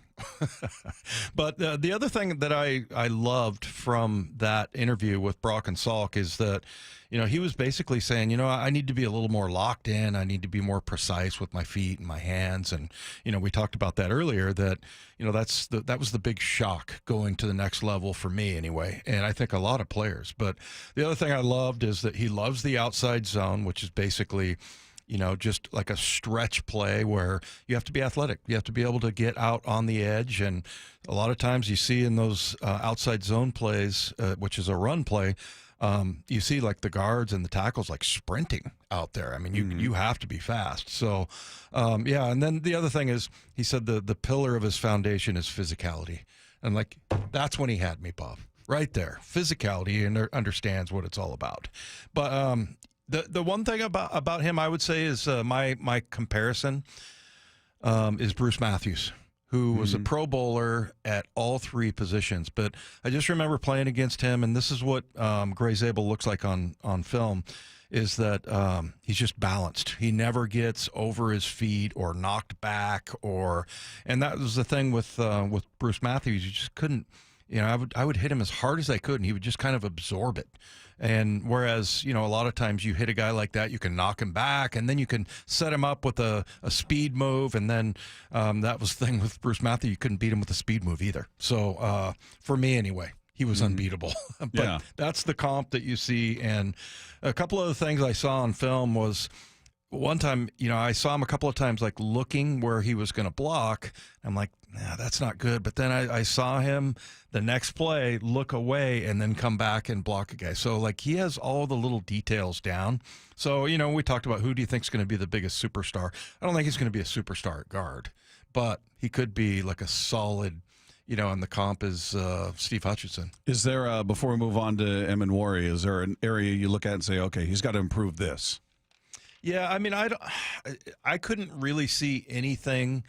The one thing I noticed, though, is that, and this would be the knock on him probably, is that he was in an FCS school. So the guys that he's playing, he's tossing them around. And so I think the level of competition is probably going to be difficult for him. But he also did to those players what you should do. I mean, it was like I was talking about Michael Jarrell last year, who played at Findlay.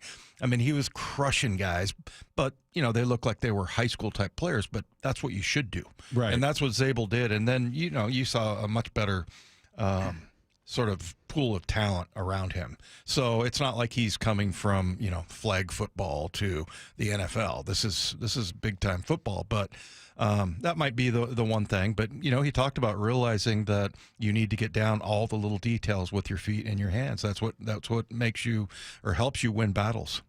All right, let's move on to Nick Eminwari, a guy we had a chance to speak with, had a really cool conversation with him. Again, if you guys missed that conversation, you'll be able to find it on the podcast page at seattlesports.com. What was your takeaway from watching him? When you watch him play, it's hard to believe that he's 6'3", 220 pounds. I mean, he plays like a smaller player. But I don't know if this resonated with you, but I liked that they put together the Geno pick and the DK pick and moved up to get him. I just think it every time you think about, well, Geno's not here and DK's not here, you can kind of look at Nick Eminwari as, kind of. It's a lot of pressure on him. What we got. Yeah, I would say so. But sure is a great kid. When we talked to him, I thought he was going to be really quiet and kind of pissed off, and he was great. What he said, the answer about the 49ers, when I asked him, interception or big hit, and he said, if it's the Niners, I want the big hit. I want to lay somebody out. I'm like, okay, people are going to love him, right? Oh, unprompted, too. Nobody said a word about the Niners. He threw that in there. Well, and the other thing, too, is he's compared to Cam Chancellor. Well, in watching him, is it realistic? Yeah. Like, I mean, does he remind you of him? Does he or look like a player who's got that sort of tenacious, I'm going to fold somebody in half look to him?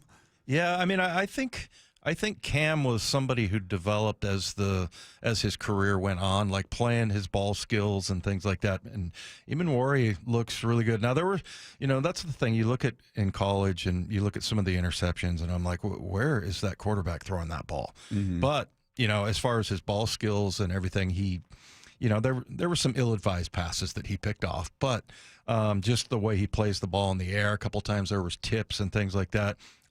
I think he's better. I think he's further along than Cam in that regard, but he does lay some guys out, and he is very physical, but Cam was pretty much the master of that. So, I think he can become that, though. Yeah. So, yeah, I mean, look. Is there any shortcomings to his game? Anything you looked at that said, okay, this is an area he needs to focus on? Yeah, not in the first and second round. I didn't really see that, other than he's going to go up against much better players. And that if he can just make Where's that he at? adjustment. South Carolina. Yeah. Yeah. Yeah, South Carolina player. So, yeah, and that's the thing we always talk about, like the SEC and Alabama and those kind of schools, like they're basically playing pro football. Yeah. But the next guy actually is somebody that I do think, there are some things that, as far as his blocking, and that's Elijah. the Miami. Yeah. Elijah Arroyo. Miami tight end, Elijah Arroyo, 6'5", 250 pounds. I thought it was interesting. His comparison was Noah Fant. Yeah, I don't know a fan on the trading block, possibly. Yeah, I mean, I think we're all waiting to see if they're going to do something with him. With that, I mean, you drafted a tight end, you drafted another guy who was called a tight end, who's Ouzts, who's who's a fullback, I guess. But yeah, he represents, what we say, the second biggest cap hit on the team, I think. Yeah. Number 2 at $13.4 million behind Leonard Williams. Right. So it's a lot of cap hit for 1 touchdown in 2 seasons. Yeah, I know, but he's been good. He's been pretty solid. But yeah, I don't know if he's worthy of that kind of compensation, but we'll see. Maybe they'll do something as far as his contract goes. But Arroyo, that's the one thing. His blocking needs lots of work. Now, was he asked to block a lot? Not really. I mean, a lot of times you don't see him lining up as a, on the end of the line tight end. He was split out. But here's the one thing John told me about him. He said he's like an ex-receiver. Like this guy, it's 6'5", 250 pounds. That's pretty amazing, but he's incredibly fast. So he had a torn ACL a couple of years ago, but last year, 600 yards and 7 touchdowns his senior year. And, from University of Miami, where they've produced a lot of really good tight ends. I mentioned earlier Greg Olsen, Jeremy Shockey, Jimmy Graham, Kellen Winslow. So, but yeah, I mean, I think he's a very interesting player. I think he's kind of on the cusp of, I think the first 2 are very solid. Both should be starters. But I wonder if they can get some play out of him this year. Maybe he'll get some reps and get some targets because he's a really special athlete on the upside. But is he an end-of-the-line, blocker? No, not right now. And so I think you can always develop into that. And that's the thing, all you want is that they're willing. Right. All right, blocker. There you go. Doomsday Dave's deep dive into the draft. And then we're going to take a look at each one of these draft prospects and get a deeper look at them. Dave will go through and lay his expert eyes on them and give you a little review of what the Seahawks have come up with. Meanwhile, national experts are buzzing about the Seahawks draft. You're going to hear about that when we sweep the dial. Coming up with Wyman and Bob, this is Seattle Sports on 710. Brock and Salk. Straight from Pierre, South Dakota, Brock. Gray, good morning. How are we feeling today? Super excited to be a part of the Seahawks and the scheme that they do. Are you still growing? Could we see a bigger Gray Zabel at some point? Yeah, absolutely. And I mean, big thing about gaining weight is just steaks and squats. That's all you got to do to put on pounds. Steaks and squats. Well, and you could go from bush light to butt heavy if you need to. Yeah, exactly. A few extra carbs. Brock and Salk, morning 6 to 10 on Seattle Sports, the app, YouTube, and your smart speaker. Hey, have you been considering surgery or even joint replacement? It's Dave Wyman here, and after years of football, I know all about bad knees. So I recently had a consultation with Dr. Mark Wagner, MD at Seattle Sports and Regenerative Medicine, and I've heard so many patients just rave about stem cell therapy with Dr. Wagner. People with severe osteoarthritis, even bone on bone, well, they're back hiking, jogging, playing tennis, skiing, golfing, even just going up and down the stairs, playing with the kids and grandkids, and doing it without pain and without surgery. Dr. Wagner's 60-minute outpatient procedure uses your own stem cells, which can regenerate your own cartilage in your own joints. Dr. Mark Wagner is a board-certified Seattle physician with over 30 years of experience, and he's performed over 20,000 stem cell procedures. And he's one of the few doing it the right way. So whether it's a shoulder, hip, elbow, ankle, wrist, or knee, before choosing surgery, see Dr. Mark Wagner first. Get the facts, then get back in the game at drmarkwagnermd.com. The Puyallup RV Show, May 1st through 4th. 400 new and used RVs, plus manufactured homes. Over 1,000 floor plan options. It's your best chance to save all year. Browse the exhibits, chat with the experts, free parking. Tickets at PuyallupRVShow.com. Sponsored by Progressive Insurance. This is the story of the one who, as a maintenance specialist for a historic high-rise, knows that vintage charm historically needs constant attention, which is why when it's time to upgrade turn-of-the-century mechanicals, they turn to Grainger. With easy access to 1 million-plus products and the scale to deliver when and where you need them. The right tools and supplies are never far away. So the one can keep that vintage building running like new. Call, click Grainger.com, or just stop by. Grainger, for the ones who get it done. This is Secret Clinical dominating extra stinky stress sweat. And this is regular deodorant. Secret Clinical in a heat wave. Oh, what a beautiful day. This is regular deodorant. Ugh, I can't. Secret Clinical with workout sweat. Let's run another marathon. And regular deodorant. How much more? Secret is the GOAT. Because nothing fights sweat better. Stay fresher under pressure. Varian Industrial Contractors reminds parents the fatal crash rate for teens peaks at age 19, and we lose nearly 8 kids every day.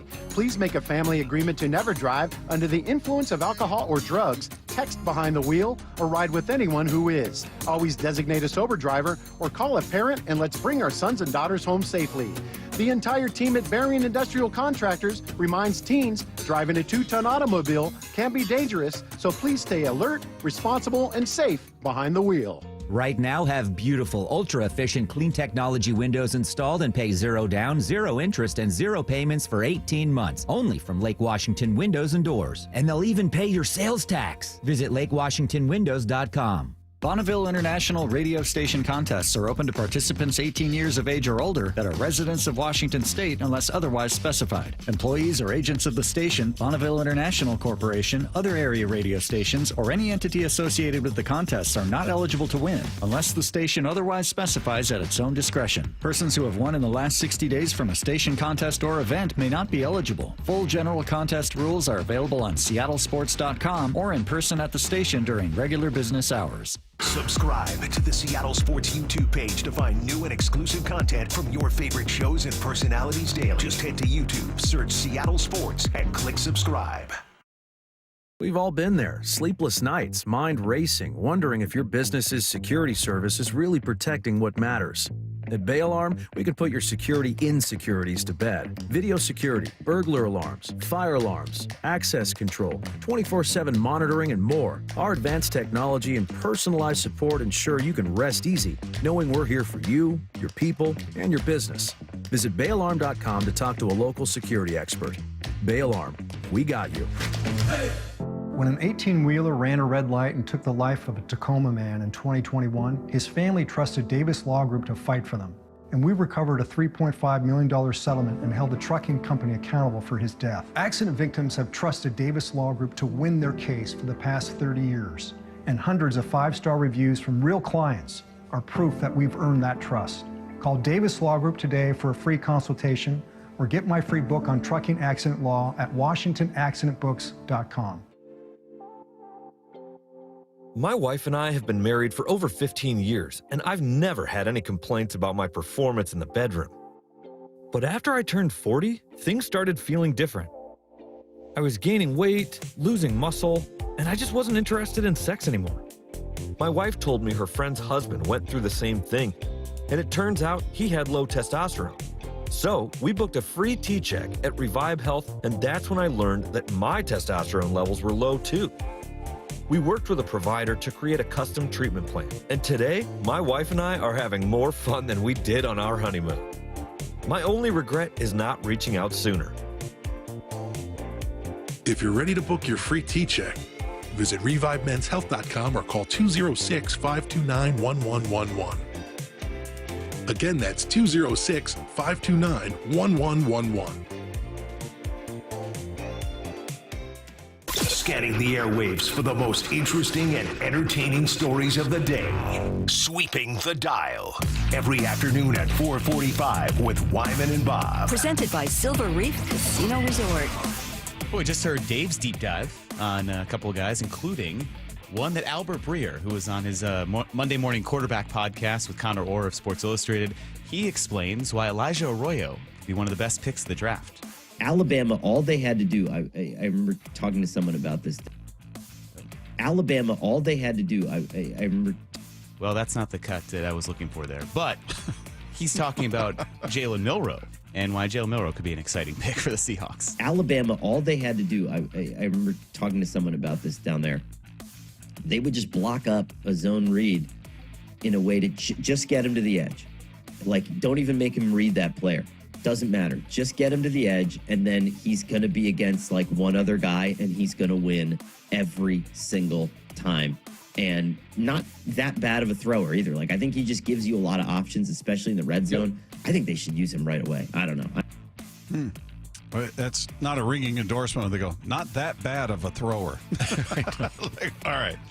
Yeah, I'm sure they're going to find ways to utilize him. I don't think he's just going to, be growing mold on the bench all season long. He's certainly, with that kind of athletic ability, they're going to find a way to utilize it without putting too much pressure on him in terms of passing the ball down the field in situations or what have you. But it's probably an exciting new element to the offense that they haven't had, that they're excited to, like, oh, how can we use him? So here's our new toy. How do we play with this? Yeah, and he kind of came off to me as more of an athlete than a football player, maybe. I mean, especially if you watch like the blocking part of it, it's pretty rough. But I mean, that's also they're talking about Milroe in that cut, right? Yeah. Do you want to? Here's the one I'm looking for. If you want to hear Arroyo, okay. Yeah, that was about Milroe. So here's Arroyo, and Albert Breer is very high on him. I like Arroyo too. Like, I think Arroyo has a chance. If he can stay healthy. He's one of these, like, if he can stay healthy, like, I think he's right there with the other guys that we've talked about at that position in the draft, with Warren and Loveland and Taylor. Like, I think, like, there are a lot of people that think he can be a really interesting weapon for Seattle. There we go. Yeah, I mean, we just talked about him. Yeah. Sorry, but I just think it's just one of those things that maybe wasn't valued at University of Miami as far as the blocking goes, and it's the big boy league now. You have to be able to do it, even if you're a wide receiver, and that's what he's kind of more of, like a wide receiver, than he is a tight end. Sweeping the dial. So we did hear one cut earlier from Todd McShay, which, he's not employed by ESPN anymore, but he does his own shows on YouTube, and he has a podcast, and still a prominent draft analyst. And he was explaining why, in his opinion, he thinks it's a throwback draft for John Schneider. He is resetting the clock. I'm not paying for a 35-year-old. We'll go get a younger version who can be just as good. It's just so smart. He reset the clock in Seattle. And he's going. Remember what happened? Was it 2 or 3 years of drafting with John Schneider? They went and won a Super Bowl. And he's going back to his roots. Started like Green Bay on the road, grinding tape, finding players. And he went back, and I knew it. Look up how many draft picks here. It looks like 12 on my sheet. And that's what he did. We're going to get younger at quarterback. We're like 7 years younger at quarterback. 11 draft picks, and we're going to build from the middle out. Yeah, it's kind of interesting that we talked to Brady Henderson about that, how they kind of got back to that. They've had drafts that have gotten them, maybe they're too nice of guys, and then they brought in Jamal Adams because they said he was one of those guys with kind of an edge, just like the Legion of Boom had. But as far as the personality, you draft a guard. No linebackers really, inside guys anyway, right? Right. But they didn't draft a linebacker, did they? Yeah, I don't think there was an edge rusher or a linebacker or a corner for that matter. But I mean, I like it was known as a meat and potatoes type of draft, right? And that's kind of the kind of players they got. Sweeping the dial. Well, you guys talked to Dane Brugler about Shedeur Sanders, and this was the explanation from Browns GM Andrew Berry about why they did finally draft Sanders. We obviously spent a lot of time with Shedeur throughout the process. He's highly accurate, can play well from the pocket, very productive college career, and we felt like it wasn't necessarily the plan going into the weekend to select 2 quarterbacks, but as we talk about, we do believe in best player available. We do believe in positional value, and we didn't necessarily expect him to be available in the 5th round. He didn't expect to be available there either. So they go their final 3 picks. 2 of them were quarterbacks. So we'll see who rises to the top out of that bunch. And I don't know. Are they going from one bad quarterback situation with Deshaun Watson to another where they draft 2 young guys and maybe neither one pans out to be their guy? It seems like such a dysfunctional organization. Yeah, I mean, I guess the upside is you're going, all right, it's a 5th rounder. Yeah. It's a flyer. It's not like, hey, we committed a 1st-round pick and we blew it because they traded. So they've got a nice pick next year. But I don't know. If you're a Browns fan, are you excited or are you like, why'd we do that? Yeah, I mean, it's kind of a weird pick.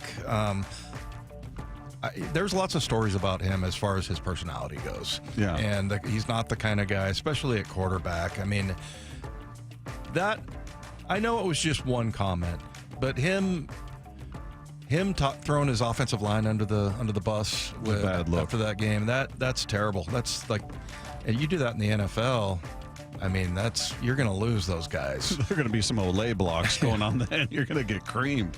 Yeah. So, and he kind of did that to his offensive line. So, I mean, there's a reason why. And it was like, who was it yesterday that said the NFL has spoken? That was Louis Riddick. Louis Riddick, yeah. And, that's exactly how all those teams felt about him. There was no conspiracy. There was just some bad reviews of, and as a quarterback, I'm sorry, it's not fair, but you have to be perfect in every way, pretty much, because you're going to be the leader. You're going to be the guy that's the face of the franchise. And so you can't have any slip ups. You need to, say all the right things and treat your teammates the same and all of that. So there's a lot of pressure there. But when I heard that they retired Shedeur Sanders' jersey at Colorado. Oh, his number, yeah. Yeah, I'm just like, you've got to be kidding me. What are they doing? I mean, that no matter what, that takes like 15, 20 years to retire a jersey. I guess that's the influence of Dion. Yeah. I don't know, man. We'll see what happens with him. It's an interesting situation. See how much of a, people were anticipating a circus will come with him. Yeah. We'll see if that happens now in Cleveland. They've already gone through it with Deshaun, so see how what their appetite is for this. Meanwhile, Charlie Furbush is going to join us in studio for the next hour, talk about everything going on with this first-place Seattle Mariner team. That is coming your way next with Wyman and Bob. This is Seattle Sports on 710. The draft. It's a cool day in Seahawks history. Is in the books, and we're breaking down every pick and how the Hawks came out of their most important draft in years. Get a difference maker, and they got him. Nick Emmanwori. Kind of a Swiss Army knife kind of a dude. Jalen Milroe. Wow. This dude is a home run hitter. However, Jalen deserves and earns the right to go out there, then we'll do that. Exclusive insider content on the Seattle Sports app and YouTube, and the home of the Seahawks, Seattle Sports. Still getting around to that fix on your car? You got this. On eBay, you'll find millions of parts, guaranteed to fit. Doesn't matter if it's a major engine repair or your first time swapping your windshield wipers. eBay has that part you need, ready to click perfectly into place for changes big and small. Loud or quiet, find all the parts you need at prices you'll love, guaranteed to fit every time. But you already know that. eBay, things, people, love. Eligible items only. Exclusions apply. Hey there, I'm Jack. And I'm Stag. We're just two deer that want to make sure you know it's deer season at your authorized John Deere dealer. The deer season that saves bucks. Like us. Yeah, you can get $3,000 off select John Deere machines. No early wake-up calls or tree stands required. Just a trip to your authorized dealer before June 2nd. If you ask us, it's the only deer season worth celebrating. Visit johndeere.com/deer season to find an authorized dealer and for complete finance details. Hey friends, it's Stacy with a little bit of inside info. I know there are a lot of local business owners listening right now. This message is for you. Wayscar Ford is running great pricing on all of their commercial vehicles. Trucks, Super Duties, Isuzu FTRs, box trucks, the bigger, the better, and they have a ton of them. New and used models and a ton of 2025 models. I'm on their website right now. Here's one, $11,000 off. Another for $19,000 off. Wayscar Ford just expanded their heavy truck shop, and there are a ton of opportunities. They're looking for mechanics if anyone listening has heavy truck experience. Join a wonderful company at a dealership that's been in Auburn for 103 years. Take advantage of the amazing inventory and deals they have right now. Commercial sales and service for both Ford and Isuzu. A great option for people, a great option for families, and now business owners. I'm a proud customer. I know you will be too.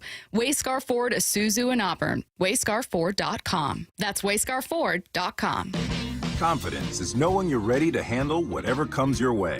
That's what it feels like to take on your workday with Cintas. They make sure your AEDs are up to date, your fire extinguishers are tested and inspected, your floor mats are cleaned and delivered, and your workwear looks good, feels good, and is freshly laundered with the Cintas Apparel Plus program. So are you ready to take on today?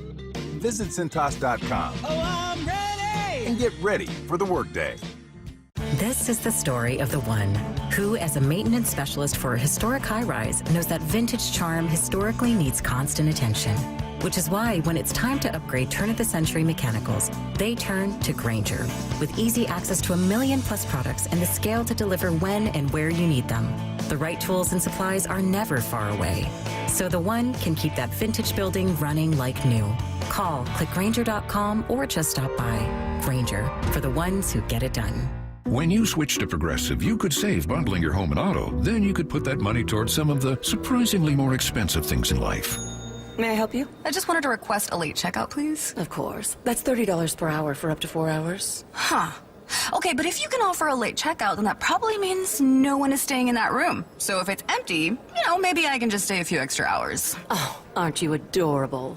Life costs a lot, so bundle and you could save with Progressive. Progressive Casualty Insurance Company, affiliates, and other insurers. Not available in all states. Wesley Financial Group is not a law firm. Are you a victim of the timeshare trap and think there's no way out? I'm Chuck McDowell, founder of Wesley Financial Group, the original timeshare cancellation expert. And I'm here to tell you that there is a way out. All you need to do is give my office a call. I will send you a timeshare exit information kit absolutely free, explaining how the timeshare industry works and your options for cancellation. Call Wesley now for your free info kit. 800-961-5544. 800-961-5544. Dave Wyman here for my friends at Harley Exteriors, a local company serving all of Western Washington for the past 23 years.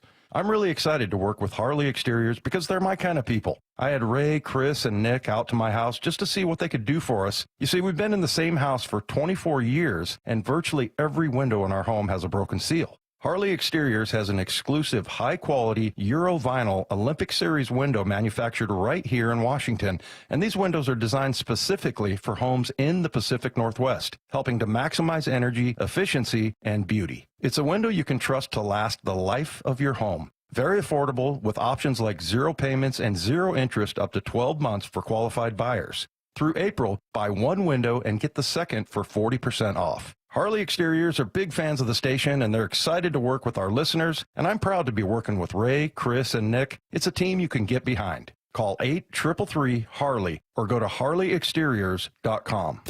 Let's go! This is Seattle Sports. Streaming through the Seattle Sports app. KIRO AM Seattle. KIRO FM HD2 Tacoma. Home of the Seahawks, Mariners, and everything Seattle sports. Seattle Sports Snapshot. Mariners get back to it starting tonight. The Angels are in town for a brief 2-game series. They'll send Bryce Miller to the hill. You can catch all of the action of that one beginning at 5:30 right here with the pregame show, Seattle Sports on 710. Taking a look at the rest of your baseball scoreboard going on right now. A couple of rain delays in Cleveland. Guardians and Twins are in the midst of a rain delay. No score there. Cubs and Pirates just getting underway after a delay in Pittsburgh. No score there. They're headed to the top of the second now in Baltimore. But the Yankees hit 4 home runs in the top of the first to put up a 5 spot. They're up 5-0 as they head to the top of the second. Phillies out to a 2-0 lead over the Nationals as they head to the top of the second, and that one still to come. The Rays and Royals, Blue Jays and Red Sox, Diamondbacks in New York to take on the Mets. White Sox host the Brewers. It's the Rangers and Athletics getting together in Texas. Astros and Tigers in Houston. Rockies, Braves, and the Padres Giants get together later on as well. Snapshot brought to you by Miller Lite. When it's game time, it's Miller time. This hour is serviced by the Lee Johnson Auto family. From the Quantum Fiber Studio, this is Wyman and Bob. On Seattle Sports. Streaming live on the Seattle Sports app and at seattlesports.com. Now, here are your hosts, Dave Wyman and Bob Stelton.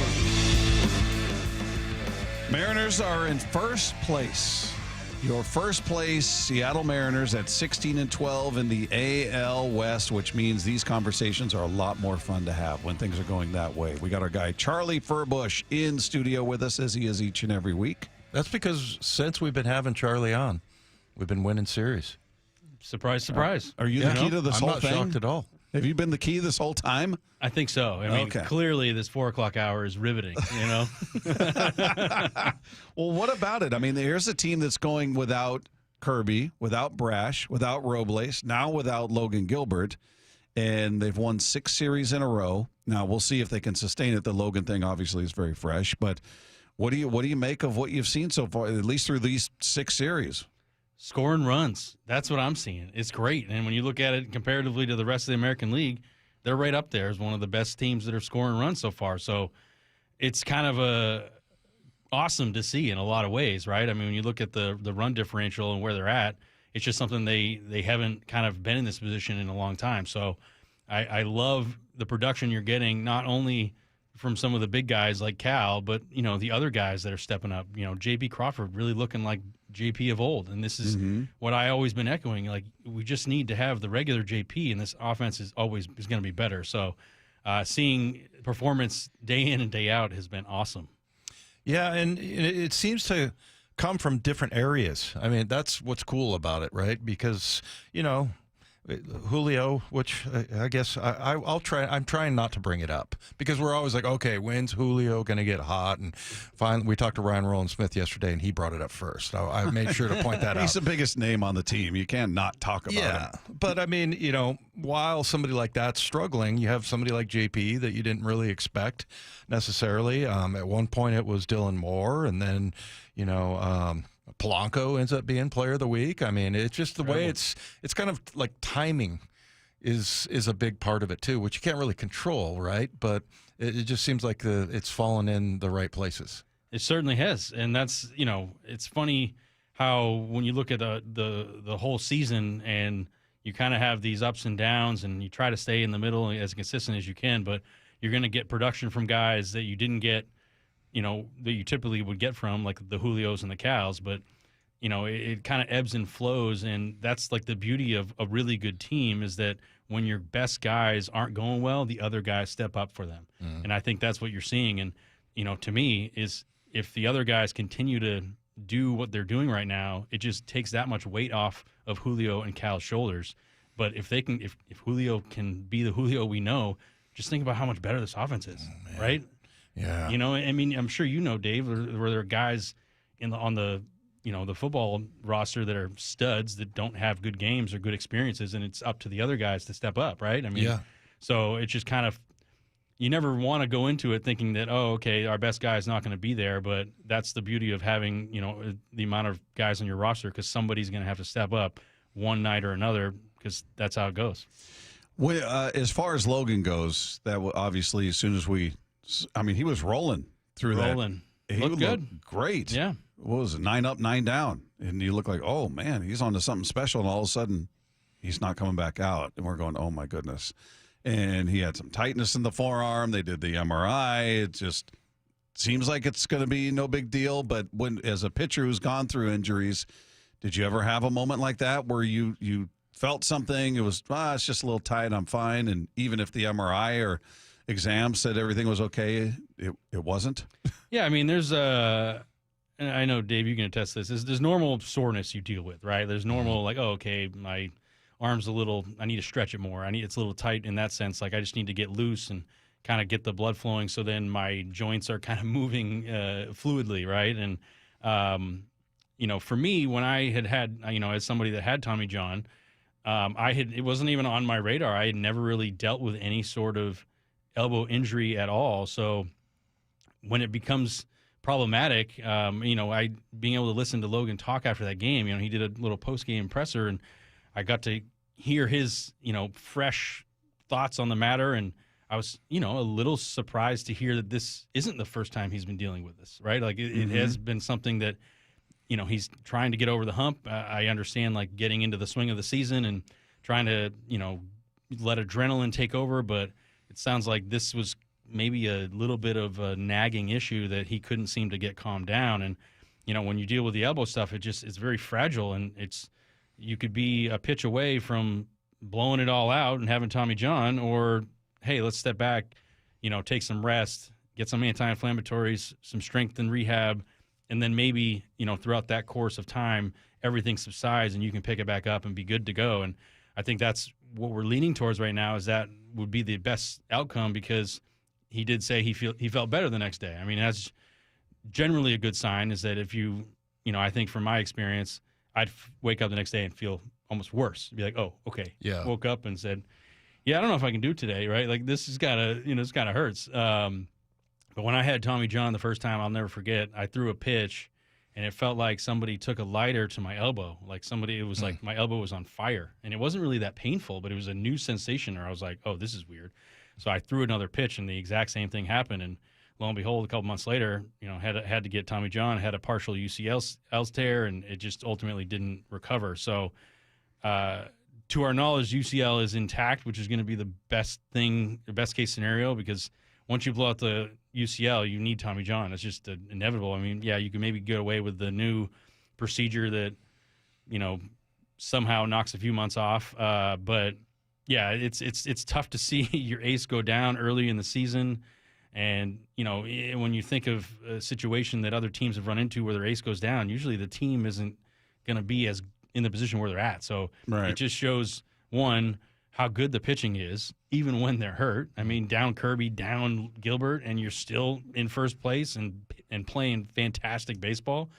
It's certainly tough to see. I hope that Logan is feeling better, and it is just a minor thing, because life of a pitcher, you're going to end up hurting your arm at some point or another. It's just not natural to throw the baseball that many times over the course of that many years in a row, and all the innings and all the bullpens and playing catch in between. So it's tough to swallow as a Mariners fan, but luckily they've done such a good job of finding depth and having other pitchers, to step up to the plate right when they need them.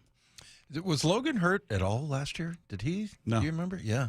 I mean, we always just expect him to be healthy, because, and the other thing is all the different little things that he does, his little bag of tricks. You familiar with I've seen some bag. of the stuff that he's doing, and did you ever do anything like what he's doing? No, I definitely didn't. I was in the camp of, in a way, like, do whatever got me here, stick with that plan. Like, that plan obviously worked, and there are adjustments you have to make along the way, and I'm sure you did the same thing. Like, after the first few years playing, you're like, okay, I got to do things differently. I have to train differently. I have to show up earlier. I have to take in more information to allow myself to have a better outcome, and just learn through that process of, failures and successes too. Like, okay, I worked tonight. What did I do well? It's certainly something that you always have to kind of learn from, based on what happens in the game, Yeah. Can we just talk about how special Andres Munoz is? I mean, didn't you know that? How do we knew that? I feel like each time I say that, somebody will text, yeah, but he walked this guy, or he gave up these hits. I'm like, yeah, he's not allowed a run to score yet. Unbelievable. He gets himself into trouble at a time or two. Okay, he got himself out of it. I mean, he's yet to give up a run. He's just, I almost feel like we take him for granted, like, oh, okay, Munoz will get it taken care of. Don't worry, he's in the game. Like, it's just almost an automatic, which probably is not fair. At some point, he's going to have a night where it just isn't there. Yeah, I mean, right? He's, I would say it's nearly impossible to pitch an entire season without giving up any runs. I mean, 14 total innings so far, 18 strikeouts, 6 walks, has not given up a run. He's given up 5 hits in 14 innings. Yeah. He's been amazing. This is an all-star is what you're looking at. Is it? What is it? I mean, we know he throws the ball hard. What is it that you look at in his arsenal where you go, that's the difference maker? Because these days, I'm not going to say he's not special with velocity, but there's a lot of guys that throw as hard and some harder than he does. So it's not just that. What is it? Is it his slider? Is it the way he mixes and matches? Is he deceptive in his motion? What is it about him? He definitely is deceptive. For sure. But it's the slider to me that's the wipeout pitch. I mean, obviously every hitter has to go up there and honor the upper 90s, 100-mile-an-hour heater you're going to get. And more often than not, that's what they're going to sit on. They're going to say, okay, I'm sitting dead red. I'm going to try and get ready for the heater and make adjustments for anything that comes afterwards. What I see is his slider is absolutely devastating because there aren't many people that can throw a slider at 90 miles an hour. Like, that's some people's fastball, right? I mean, and when you have to make the adjustment after seeing that pitch come in at 99 and then you see a pitch that comes in, and I would say halfway through that pitch, you're like, oh, it's heater, heater, heater. And then you go to swing and you realize that you're swinging at a pitch you can't hit because it's going to be down in the bottom of the zone. And that's where you just feel you completely beat as a hitter. And I think that I see that from a pitching standpoint. It's like those are the most fun at bats to have when you're facing a guy that you can almost tell that he's mentally beat after the first or second pitch. Like he's got no idea what you're going to do. He's like, I'm just guessing, right? So his experience now from all of the last few seasons in the high leverage situations, he's done such a good job of mixing pitches, changing locations, but to me it's that devastating slider at such a high speed that allows him to go out and attack and produce these immense results. I mean, you knew the stuff was there. It's just a matter of, hey, how can he consistently, limit the walks, limit, the deepen the counts, and he's done a tremendous job. And like you said, yeah, people are thinking, oh, he's overrated. I'm like, he's been this way for a long time, right? He's been really good for a long time. I look back on my days, and I'm sure some Mariner fans were probably pulling their hair out watching Fernando Rodney try to get a save. Oh, and it was just, yes. I was honestly a great teammate, great guy, but it was a roller coaster, man. Almost every outing. It was like, okay, I'm going to throw, 8 balls in a row and then strike out the side. Like, what's going on, man? You know what I mean? You want to make the team sweat some more? But yeah, I'll never forget that year. I think it was 2014. He broke the Mariners' record in saves, single season saves. I think he won the Rolaids Fireman of the Year award. And it was just like, when you look at just his numbers, it was just like, okay, you did a really good job, but it was just a roller coaster ride of emotions trying to be like, oh, no, how did we hang on? Bases loaded, 1 out. Oh, no, here we go. Just always in it. So I think when you're seeing what Munoz is doing, is just having a much cleaner experience from the closing side of things. And, he's done such a good job in these one-run games coming in. And, I mean, that's to not blow in. I mean, just think about where the Mariners are at, if he blew a couple saves. I mean, it's just you realize that the pitching is just a little more fragile than what it appears. So I think Munoz has been one of the studs in the league for, a few years now. Bob, I saw you glaring at the TV. Just seeing the Bregman trot around the bases after another home run. I just can't stand the dude. Oh, he really hates Bregman. I know. Yeah, he does. Because he was an Astro, and now he went to my second most hated team. No, it's because he has Red Sox. a punch me face. He's got that. He's got that for sure. Well, him and we went to the same college. So do you have the same hatred towards me? No, because you didn't cheat with the Astros. Okay, cool. All right, and then you weren't smug about it after you got caught cheating, going, "Yeah, I guess we're sorry." Yeah, I know. He's a little creep. I'll give you that. Yeah. It's funny how if somebody messes up or whatever, they go, "Oh, he's Dave's guy."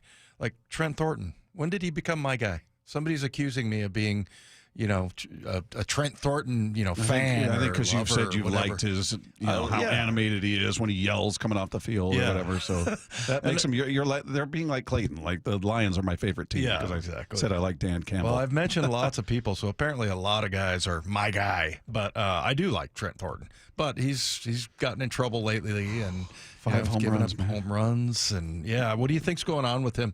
We were talking to Ryan Roland Smith. Was it yesterday or yesterday? Yeah, and he's like, all right, well, if you want to throw him under the bus, let's talk about Trent.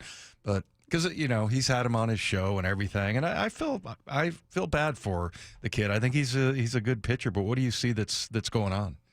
Balls over the middle of the plate. Yeah. That's simple. Yeah, I mean, it really is when you look at it. It's like, okay, I just made too many mistakes. I threw pitches that were too hittable, and major league hitters do damage when you leave balls over the middle of the plate.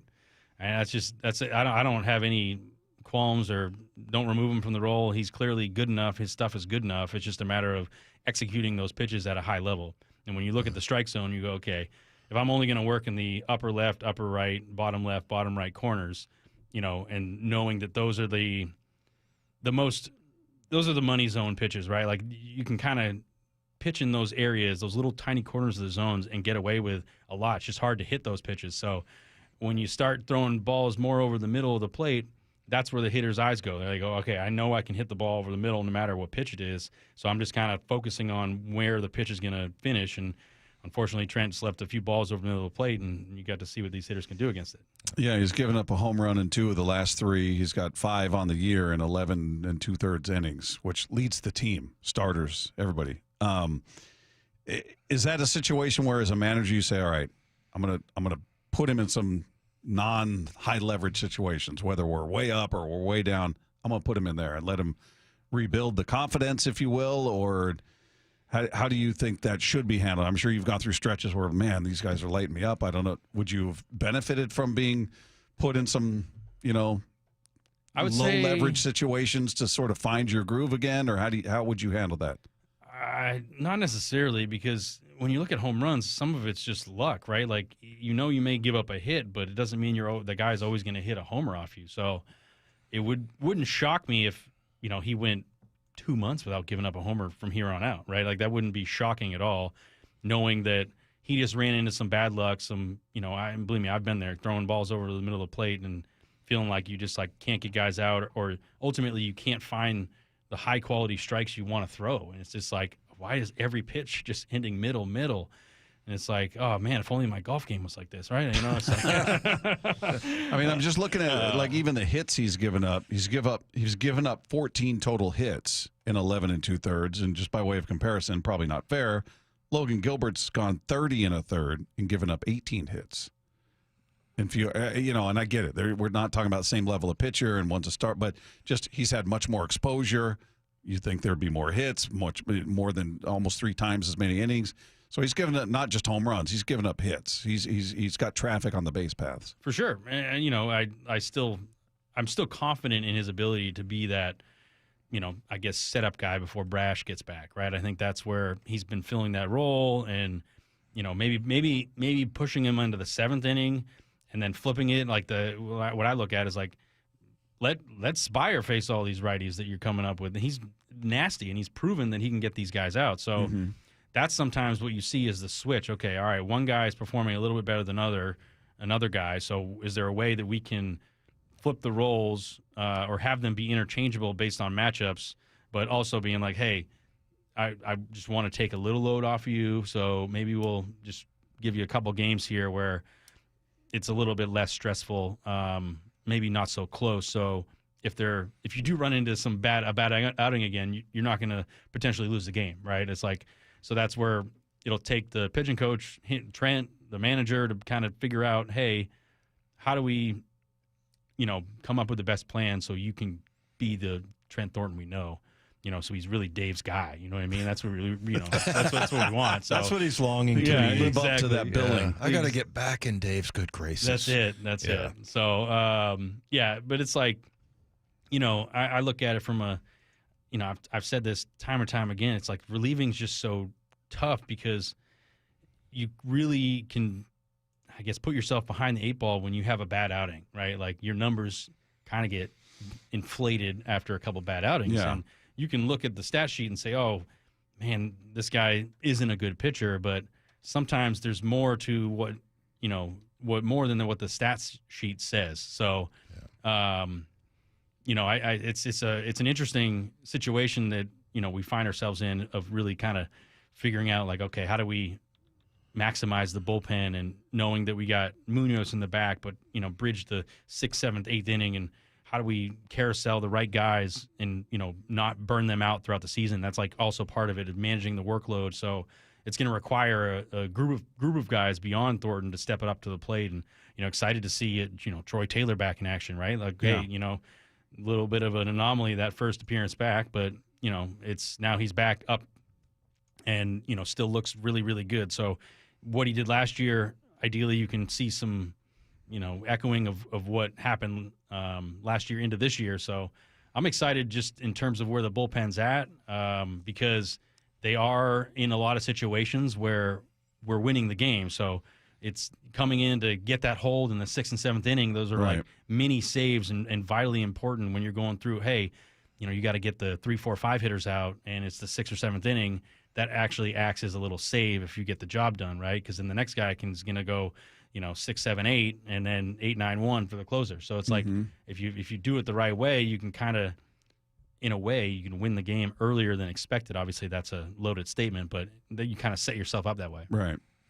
Yeah, it's got to be so frustrating. I just remember going through like a few games where I was just missing tackles, and I couldn't really figure it out. I know how to tackle, right? And I just it became like a mental thing, and I for like Trent Thornton, for example. I mean, he knows how to throw strikes, right? Yeah, for sure. And so is that a lot of times just something that's clicking the wrong way, or what have you done in? I think for me it was like, okay, I'm taking this too seriously and back away a little bit, or what were some of the mechanisms to get back? No, it's a great example of taking it not too seriously, because, as an athlete, this, like, your pride, your everything, you're 100% in on this, and you just want to be successful and do your part and help the team win and, keep the ball rolling forward. And sometimes we are our own worst enemy. Yeah. That's what I look at. It's like, it's not that you didn't know how to tackle. It's just like, for whatever reason, the stars didn't align when you went to go make the move, right? And it's like the same thing. It's like your intention of there is so positive, and what you're trying to accomplish is right there, but the execution somehow is lost in translation. So, and that's what I think is like, okay, how do I get out of my own way? And it's like, I go back to, do what got you there. Like, what were you doing and how were you feeling? And, having this kind of youthful mentality of saying, hey, I'm in the big leagues right now. This is really cool. I'm having so much fun. And although I had a bad outing, I need to figure out a way to bring out my own character and not let it affect me, knowing what we're doing, because everyone's going to have a bad game, right? I mean, I hate to bring up Julio again. He obviously hasn't had a greatest start to the season, but it's like, no one's going to say he's a bad baseball player. You know what I mean? The guy's a stud. Well, you haven't seen our text line yet. You're right. I haven't seen it. So Probably you're better off with that. But it's full of lies. I'm sure. Sure. Those comments have been there. We'll talk more about the offense and Julio and what's gone right, what's gone wrong, because this team is putting up runs. They got a plus 15 run differential, which is the best in the AL West. They've scored more runs than any of the teams in the AL West. We'll get into what's behind that. Coming up, we got Charlie Furbush in studio with us for the hour, as he is each and every week. That's coming up next with Wyman and Bob at Seattle Sports on 710. Brock and Salk. Straight from Pierre, South Dakota, Brock. Gray, good morning. How are we feeling today? Super excited to be a part of the Seahawks and the scheme that they do. Are you still growing? Could we see a bigger Gray Zabel at some point? Yeah, absolutely. And I mean, big thing about gaining weight is just steaks and squats. That's all you got to do to put on some pounds. Steaks and squats. Well, and you could go from Bush Light to Bud Heavy if you need to. Yeah, exactly. A few extra carbs. Brock and Salk. Morning 6 to 10 on Seattle Sports. The app, YouTube, and your smart speaker. Hey, Swedish Cyberknife is expanding. It's Dave Wyman here with exciting news from our friends at Swedish. They're adding a second Cyberknife, so patients can now receive Cyberknife treatment at Swedish Cherry Hill and the First Hill campuses. And as many 710 listeners already know, Cyberknife is a non-invasive, non-surgical treatment for prostate cancer with proven results. Cyberknife uses advanced technology to track your slightest body movements while adjusting in real time to deliver radiation with extreme precision. The result is healthy surrounding tissue and organs are spared from radiation. The end result is excellent long-term cancer control and significantly reduced side effects. Compared with other radiation therapies, which sometimes can last 6 to 9 weeks, the Cyberknife treatment period is typically only 5 days, and each session lasts less than an hour. So if diagnosed with prostate cancer, consider treatment with Swedish Cyberknife. Go to swedish.org/cyberknifeprostate. Treat prostate cancer with Swedish Cyberknife. Need a new roof now? With State Roofing and Exteriors, you can get started with 0 down, 0 payments, and 0 interest for up to 24 months. That's right. Protect your home now and pay later. Call 866-ROOF-ROOF or visit stateroofing.com today. Looking for the perfect engagement ring? At Shane Company, we know this is an exciting time. It can also be overwhelming. Customers say this a lot. Where do I start? How do I choose? At Shane Company, this is where the magic happens. Since 1929, we've been experts at helping customers find the perfect engagement ring. We invite you into the design process, help you pick out the perfect diamond or colorful gemstone, and choose a style that speaks to you. Come see us in store and at shaneco.com. Shane Company, your friend and jeweler. 1877 Cars for Kids. KARS Cars for Kids. 1877 Cars for Kids. Donate your car today. Donate today at carsforkids.org. That's cars with a K. Your car can be picked up as soon as the next day. Receive a tax deduction and vacation voucher. 1877 Cars for Kids. Donate your car today. Now accepting donations of land, homes, buildings, or any kind of real estate. Emerald Queen Casino, the entertainment capital of the Northwest. The best place to watch all your favorite sports. Featuring wall-to-wall viewing screens, 6 windows, and 30 kiosks. Be there at emeraldqueen.com. Emerald Queen Casino, the entertainment capital of the Northwest. This is the story of the one who, as a maintenance specialist for a historic high-rise, knows that vintage charm historically needs constant attention. Which is why when it's time to upgrade turn-of-the-century mechanicals, they turn to Grainger. With easy access to 1 million+ products and the scale to deliver when and where you need them. The right tools and supplies are never far away. So the one can keep that vintage building running like new. Call, click Grainger.com, or just stop by. Grainger, for the ones who get it done.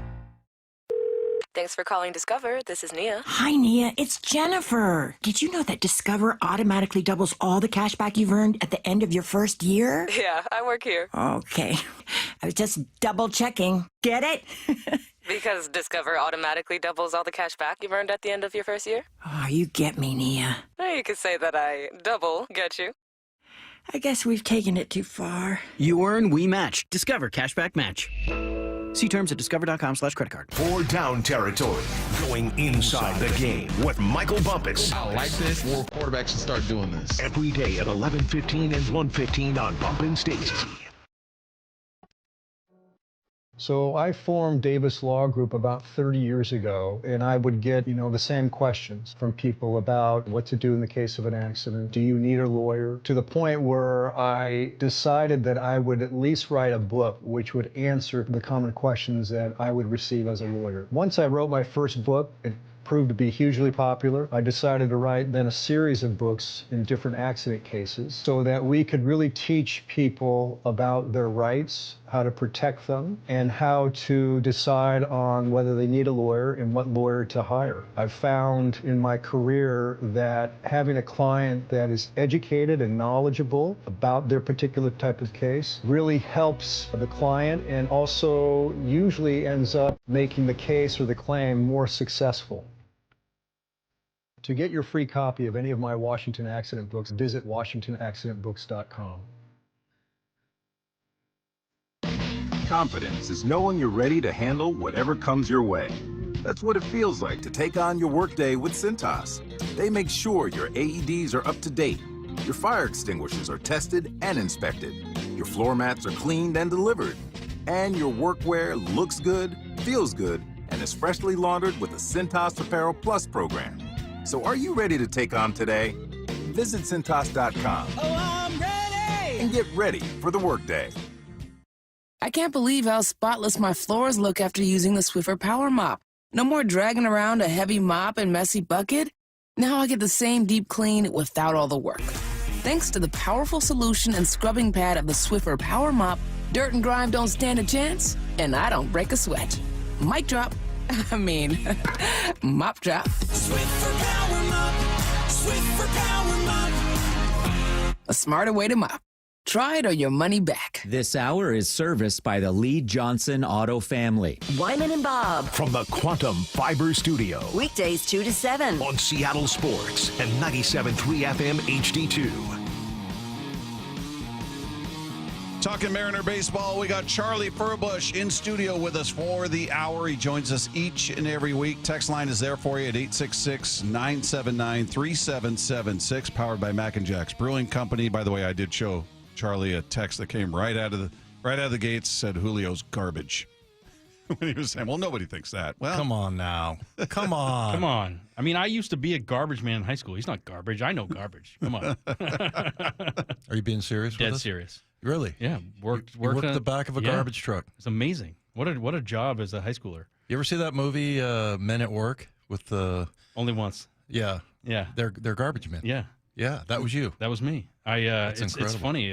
I was actually in my mind, this is just how my job stuff worked. But I was a dishwasher at this seafood restaurant back in Maine, and then my friend, his dad worked for the city. He's like, hey, they're looking, expand the sanitation department in town, and gave me the whole rundown. And I was like, oh, this sounds great.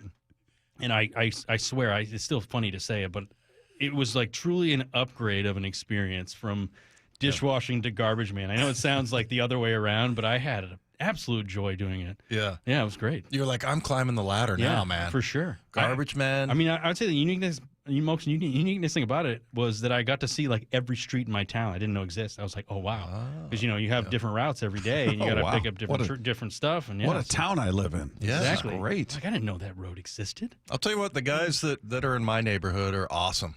Nicest guys ever. Cool. They seem very happy. For sure. I mean, especially when you get like a kid coming out waving at you, you're like, must be doing something right today. You know what I mean? All right, Bob, take us through the conversation. Alex Bregman signs here in Seattle. You were just glaring at the television, and Bob was like, okay, I can't, just because he almost brings it up every day. And if he doesn't bring it up, then I make sure to bring it up. But yeah, I mean, he signs here. You're going to have to go have a conversation with him. Yeah. What are you going to say to him? I would have to say I've been really critical of you, beyond critical of you. And I'd be behind you going, that's a lie. Yeah. It was way more than just critical. No, I'd tell him what I said. I would have to. I don't want to punch you in the face? I wouldn't. I've never used it that way. I've said your face is punchable. Okay. Mostly it was about the uniform you're wearing and your response to cheating. But, outside of that, it was, it really was his response to being caught, because he had that interview. I can't remember who conducted it, but he was on camera and he was kind of smirking. And he said something along the lines of, I guess we're sorry, something like that. And I just went, ugh. Yeah. Ugh. Like, you guys didn't suffer a moment. You didn't pay a penny in fines. You didn't lose your titles. Nothing in the way of penalty for those that perpetrated the cheating. And you had Correa out there crying, it's enough already. And that's when we're not playing in front of fans. Yeah. Right. There was no opposing fan base to deal with, and he was saying, it's enough. They just handled it so poorly. They cheated in the first place, and then they got indignant. And Bregman was smug, and they handled it so poorly. So, yeah, it was. You just wanted him to own it, right? Just be like, okay, we messed up. It was a terrible decision, but I still would have referred to them as cheaters. I mean, for sure. But it's going to go down as one of the worst scandals in MLB history. Yeah, and no doubt. Basically, every team in the league hates them. Yeah. So I would say also in any sport, because if you think about it, there's no bigger mystery in any sport than what pitch is coming. Right? I mean, even if you knew what somebody's football players were, what they're going to run and when, you still got to go up and stop it and everything. But knowing the location of a pitch, I mean, I remember we were talking to Marco Gonzalez, and he's like, that's everything to me. Everything. That's my whole game. So if they know exactly what's coming, I mean, so, yeah. Not fun. As a pitcher, it's like the worst case scenario. I've said this before, but it's like, give me a lineup full of guys on steroids. I'd rather face all those guys than anyone that knew what was coming. You know what I mean? Right. Come on. Yeah, exactly. Man. Well, so offensively, looking at this team, and we were talking about Julio and all that. As far as the guys that are succeeding, Polanco is on fire. He's not even hitting from the right side yet. He's not playing in the field, but he's been, player of the week. He's been unreal. J.P. Crawford, we talked about. Ben Williamson has been really fun to watch. So you've had guys chipping. Leo Rivas has a 500 on base. Let's go. I love it. The kid is getting on base. So you've got guys at the bottom of the order that have been contributing and chipping in. Do you chalk that up to health? Because both guys, in the case of Polanco and JP, were hurt last year. Some we knew about, some we didn't know until after the season. Do you chalk it up to that, or do you give credit to Edgar? Well, then how come the fairy dust working with Julio and Luke Raley and some of the others that are still struggling? Yeah, I would say it's predominantly injury-based. I think that's, it's hard to play when you're not healthy and play at the ability how. And if you're going out there at, I'm sure guys on the football team say this all the time, oh, you're never 100%. You know what I mean? It's like your own ability up there, like, oh, man, can I do this today, like physically?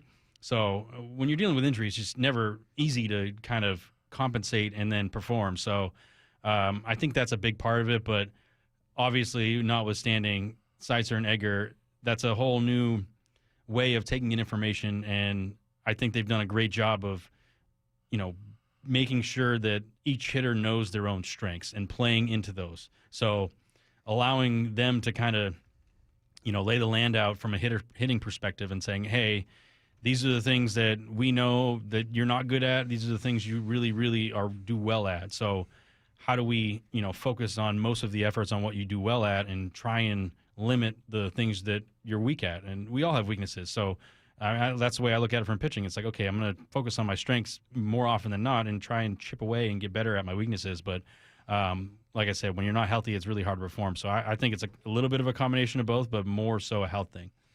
I think in the NFL it was like a rocket launch. It's either a go or a no-go. Yeah. That was kind of how it went. I mean, if you could play, you'd play. But, yeah, nobody's ever 100%. But things are going. Like, do you know that in warm-up? Like, you go out before the game and you're like, all right, I'm going to go run it 100%, or am I going to go tackle someone? Like, how did you know whether you were ready to go or not? Unfortunately, mine were never like a question. Okay. It was like I'm not playing. my ankle was about ready to fall off or whatever. So Okay. yeah, that was usually the case. But and you had to practice before and run like throughout the week. Run full speed in order to get on the field. But yeah, what have you noticed about? I mean, obviously everything's going pretty well because they're winning series right and left, but as far as what Dan's been doing in his job so far, anything stood out?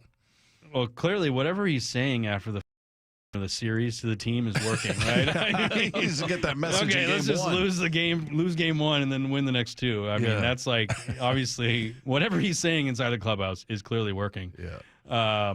But I think what his experience brings is like this voice of calmness, but also urgency and playing the long game, right? So it's like this weird combination of saying, okay, we have this one task at hand, we're trying to win tonight, but we also know that we have 100+ games left. So trying to figure out what I need to do from a motivational standpoint throughout the team is like, okay, I know that, for instance, Julio is struggling.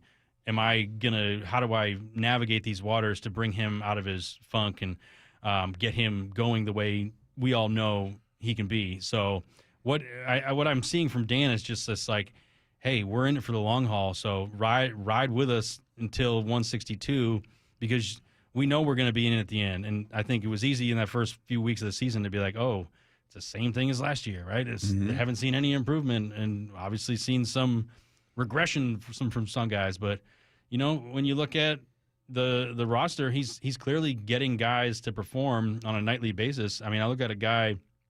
I mean, I know he's not, I guess performing awesome, but he's not performing as clearly as bad as he was as Mitch Garver, right? He's playing better than last year, right? I mean, in theory, right? Right now, continue to do what you're doing and you won't have the worst year of your life. Yeah, we're setting the bar kind of low. Exactly. So, I mean, but I think that's where when you look at the lineup and they all know it, they're like, okay, I had down years. And this lineup, when they're all performing, is a really good lineup. But It's like if there are gaps in through certain players, it's going to be hard to be there in the end. But I would say Dan is just like, hey, we know what's ahead of us. We're obviously trying to win every night. But no, I'm seeing a lot of, hey, just don't worry about any sort of failure performance yet. Yeah. Well, they've won 6 series in a row. They'll go for 7 in a brief 2-game series with the Angels. But the way they're winning, is that sustainable? We'll talk about that next. Charlie Furbush in studio with us. It's Wyman and Bob. This is Seattle Sports on 710. Call them butter because they're on a roll. Don't make that face at me, man. I only read what they write. Baseball's hottest team does it again. Win their 6th consecutive series. They are rolling. Tonight, Mariners, Angels. First pitch at 6:40 with Wyman and Bob taking you up to pregame at 5:30. Don't miss a pitch on Seattle Sports on 710 or the Seattle Sports app. Hey, it's Dave Wyman here from my friends at Harley Exteriors, a local company serving all of Western Washington for the past 23 years. And I'm really excited to work with Harley Exteriors because they're my kind of people. I had Chris and Nick out to my house to see what they could do for us. You know, we've been in the same house for 24 years, and virtually every window in our home has a broken seal.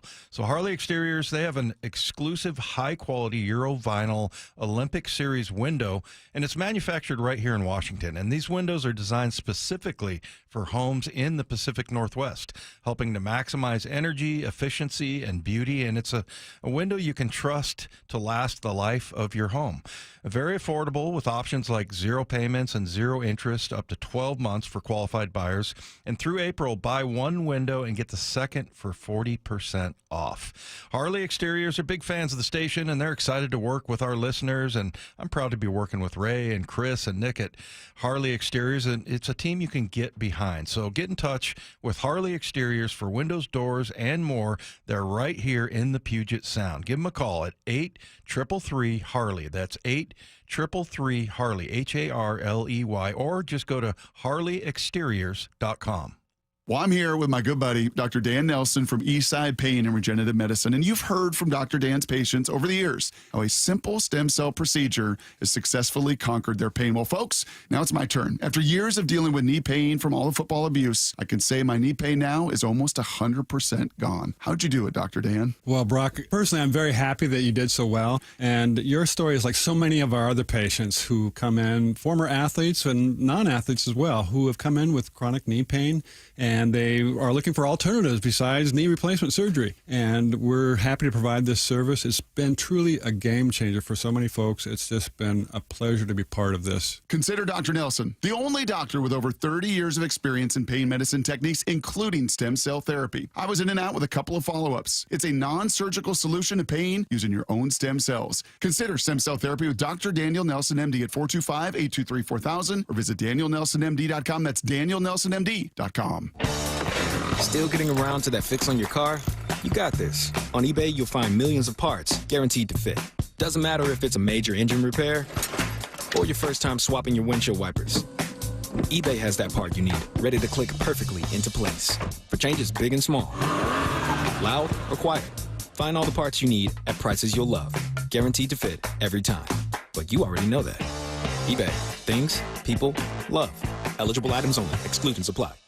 The sports calendar is heating up, and with ESPN Bet Sportsbook, you can go from checking news to stats to placing bets in a couple of taps. Stream games, bet live, and get exclusive offers when you link your ESPN account. Right now, you can get $100 in bonus bets when you make your first $10 wager. Download the ESPN Bet app and sign up with promo code USL to get started today. Must be 21 or older. Gambling problem? Call 1-800-GAMBLER. Terms and conditions apply. See app for details. Offer not available in New York. Friends of Waterfront Park is announcing the Meet Me at Waterfront Park 5K on May 31st. Kick off a season of celebrations leading up to the grand opening of Waterfront Park with this all-abilities race. Experience Seattle's reimagined waterfront and be a part of history with this first ever 5K at Waterfront Park. Presented by Brooks Running. Seattle's new Waterfront Park is being built for you. Come and enjoy it. 5K registration and full schedule of events at waterfrontparkseattle.org. Brought to you by Friends of Waterfront Park.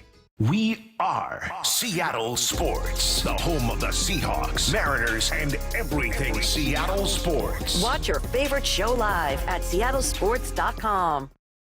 Are you trying to buy a new home, or are you a local real estate agent seeking financing for a client? We're all tired of dealing with banks, credit unions, and endless guidelines. Wouldn't it be nice to go back in time when we had common sense lending? Hi, I'm Scott Rureka, CEO of Legacy Group Capital based in Bellevue. We are one of the largest local private portfolio lenders in Washington. We've helped thousands of home buyers and real estate investors reach their financial goals by leveraging the Legacy Common Sense borrowing platform. What that means is we lend our own money, we make our own decisions. If your deal makes sense, we'll get it done. Whether you're purchasing a new piece of real estate or refinancing an existing loan, bridge loans, construction, or regular home loan, it doesn't have to be as difficult as banks and lenders make it. If you're trying to grow wealth through real estate acquisition, come talk to the experts in private lending.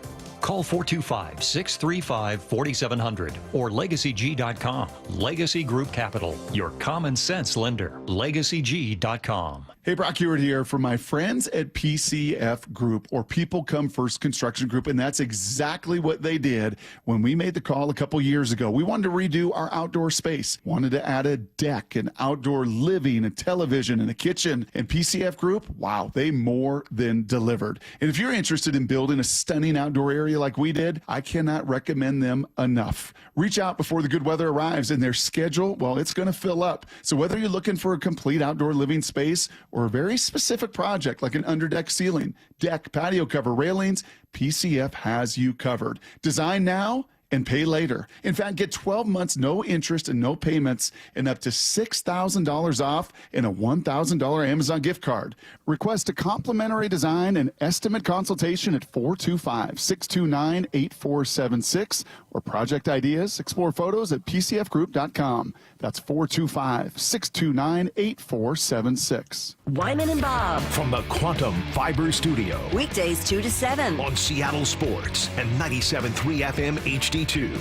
Coming up at 5 o'clock, El Hombre. Michael Bradley joins us on the program, and then we'll turn you over to the Mariners pregame show, game one of their two-game series against the Angels, who are in town. We got Charlie Furbush in studio with us, as we do each and every week. So looking at this team right now, and just in terms of health, we talked about it just briefly to open our hour with you. Just right now, you're down Logan, you're down Kirby, you're down Brash, you're down Robles. You're also down Santos, but you never really had And him. Dylan Moore.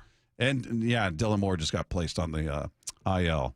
So there's a definite level of attrition there. Now, we saw Logan Evans come out and do a nice job. I mean, he wasn't, no hitter, but gave up 2 hits, 3 walks, not awesome, but still, he limited the damage, just 2 runs in his debut. That was great. Hancock seems to have found whatever was wrong after that first outing. The next 2 were typical Hancock, goes 5 or 6, gives up a couple runs, keeps you in the game. You know who said it was going to be okay with Hancock? Ryan Rowland-Smith and Charlie Furbush. Yeah.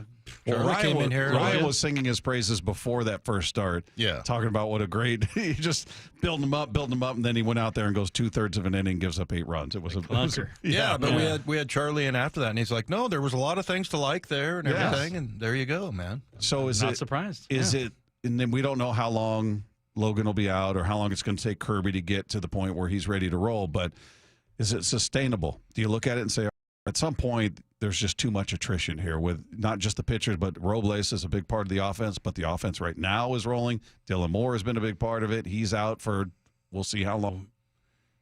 It just puts your team in such a tough spot because ultimately what's going to happen is you're going to have to challenge your organization, guys in AAA, to come up and fill these spots that don't have, let's say, a ton of experience. But, it's just I don't think it's going to be sustainable at all. But then, on the other side of it, I see a guy that comes up who's been I'm just like, night after night, I'm impressed by him. He takes these fantastic at-bats and seemingly always puts it in play, is Ben Williamson. Yeah. Like, it's skyrocketed through the minors and just kept hitting and hitting and hitting. And everything that he's doing, it seems like, okay, this can be your third baseman for a while. How much, and I agree, because all we ever heard is his glove is major league ready. His bat isn't. And we didn't get a chance to see him in spring. He didn't play in the 2 games we were able to see. So you just kind of went with that, and then seeing him up here, he's been beyond a pleasant surprise. Mm-hmm. Love seeing that kid up there.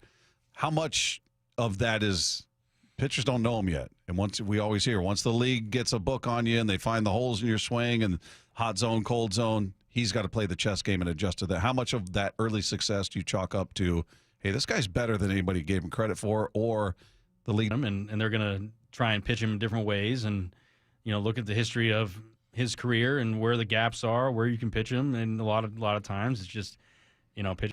He just has had some, big at-bats, runners on base, comes up in a situation where I've seen some great plays out of him, but I'm just like, it's kind of one of those things when you look at a player and you're like, okay, that's a big leaguer. I can see it. You know what I mean? Mm-hmm. I can see it. And not just from the on-field defensive side of things, but it's those at-bats that he's taking, and he's having good at-bats and going deep in counts and ultimately putting the ball in play and making action happen. So for a guy that's going to be hitting in that most likely 6-7 hole, he's filling that gap tremendously and being able to move the ball down the line. So I'm impressed with him.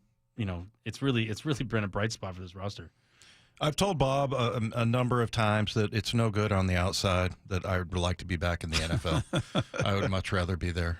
But just because it was just so much fun. Now, obviously, I can't do it. But one of the things that I don't miss is how much film we had to watch. I mean, it was just ridiculous. And then the meetings. Oh, my God, how many meetings do we have to have? And that kind of stuff I miss, or I don't miss. Is there anything about the grind of being a bull? The one thing, I guess, in that same comparison, there are some times where you watch a video and whatnot, but it goes, like, for me, scouting reports. And I know they have advanced so much better from when I was playing to now, and even before when I was playing, almost non-existent in a way. Very basic information. And when I was playing, the scouting report, maybe it was catered toward left-handed pitchers and right-handed pitchers, but we all know every pitcher is created differently and what they can do. So, I may have told the story before, but my rookie year, we were in Texas, and it was probably the first time I was like, I'm going to take in this information, because at the time I was just like, I don't know. It made me think more. It made me like get in my way. Like, oh, here's all this, and we're playing the Rangers. Use this. And it was like, and at the time it was like, hey, if any of the left-handed relievers come in and you have to face Nelson Cruz, he's like 0 for 10 or 0 for 11 on left-handed sliders in his last like 10 at bats. So I was like, oh, perfect. Just gonna pump him a slider if I face him. Of course, that night, get in the game. He's like the second guy I face. Throw him a slider and hits it fire light. Of course, it was Nelson. It's just like, of course, I go listen to this recommended information and just completely just bites me in the rear. Like, oh my gosh. So never looking at another scouting report. So that, I'd say like I'd go into those scouting reports after those. And I'd be like, okay, it's in one ear, out the other. Like I'm not actually processing any information. I'm just going to totally do it on my own. So I guess I don't really miss those because they're a little bit monotonous. And I think from a pitcher, what you can do, and you know how to execute pitches. A lot of times you don't necessarily need a ton more information. You just need to focus on your own skill set and allow yourself to execute. And the numbers say this, so I should do that. It's like, well, at some point or another, you just got to go out and perform and react to what you're seeing and try and get it done that way. Hey, I don't want that pitch. He'll throw that pitch down again. I don't want it. Like who was your catcher? Who was catching with the Mariners? I had many catchers. So with the Mariners. Oh yeah. Of it. But I remember that year when he got called up, he was totally not supposed to get called up that year, but we ran into like injury after injury after injury. We went through like 6 catchers in the first, 3 months or something like that. It was kind of crazy.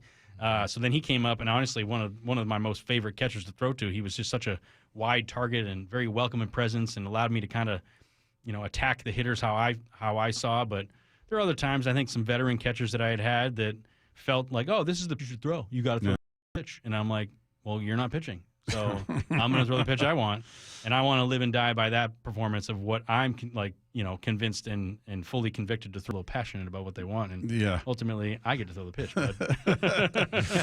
But he is Charlie Furbush with us each and every week. Spends an hour in studio with us. Great stuff, and let's hope when we talk next week, it's still the first place Mariners. Let's go. Can't wait. They're playing great, and show up to the park tonight. You're going to see another good one. Appreciate you, man. Thanks, Charlie. Of course. There you go. Charlie Furbush, everybody. Coming up, we're going to catch up with El Hombre, find out everything we learned as well. That's coming your way next with Wyman and Bob at Seattle Sports on 710. The draft. It's a cool day in Seahawks history. Is in the books, and we're breaking down every pick and how the Hawks came out of their most important draft in years. Get a difference maker, and they got him. Nick Evan-Mori. Kind of a Swiss Army knife kind of a dude. Jalen Milroe. Wow. This dude is a home run hitter. However, Jalen deserves and earns the right to go out there, then we'll do that. Exclusive insider content on the Seattle Sports app and YouTube, and the home of the Seahawks, Seattle Sports. Hi, this is Nancy Penrose, owner of Big Trees in Snohomish. Spring has sprung. Need color to brighten up your yard or privacy trees to keep your neighbors guessing? Now is the time to buy. With hundreds of trees arriving in the nursery daily, Big Trees has the perfect tree for you. Check out our updated inventory list online at bigtreesupply.com or come visit the nursery today.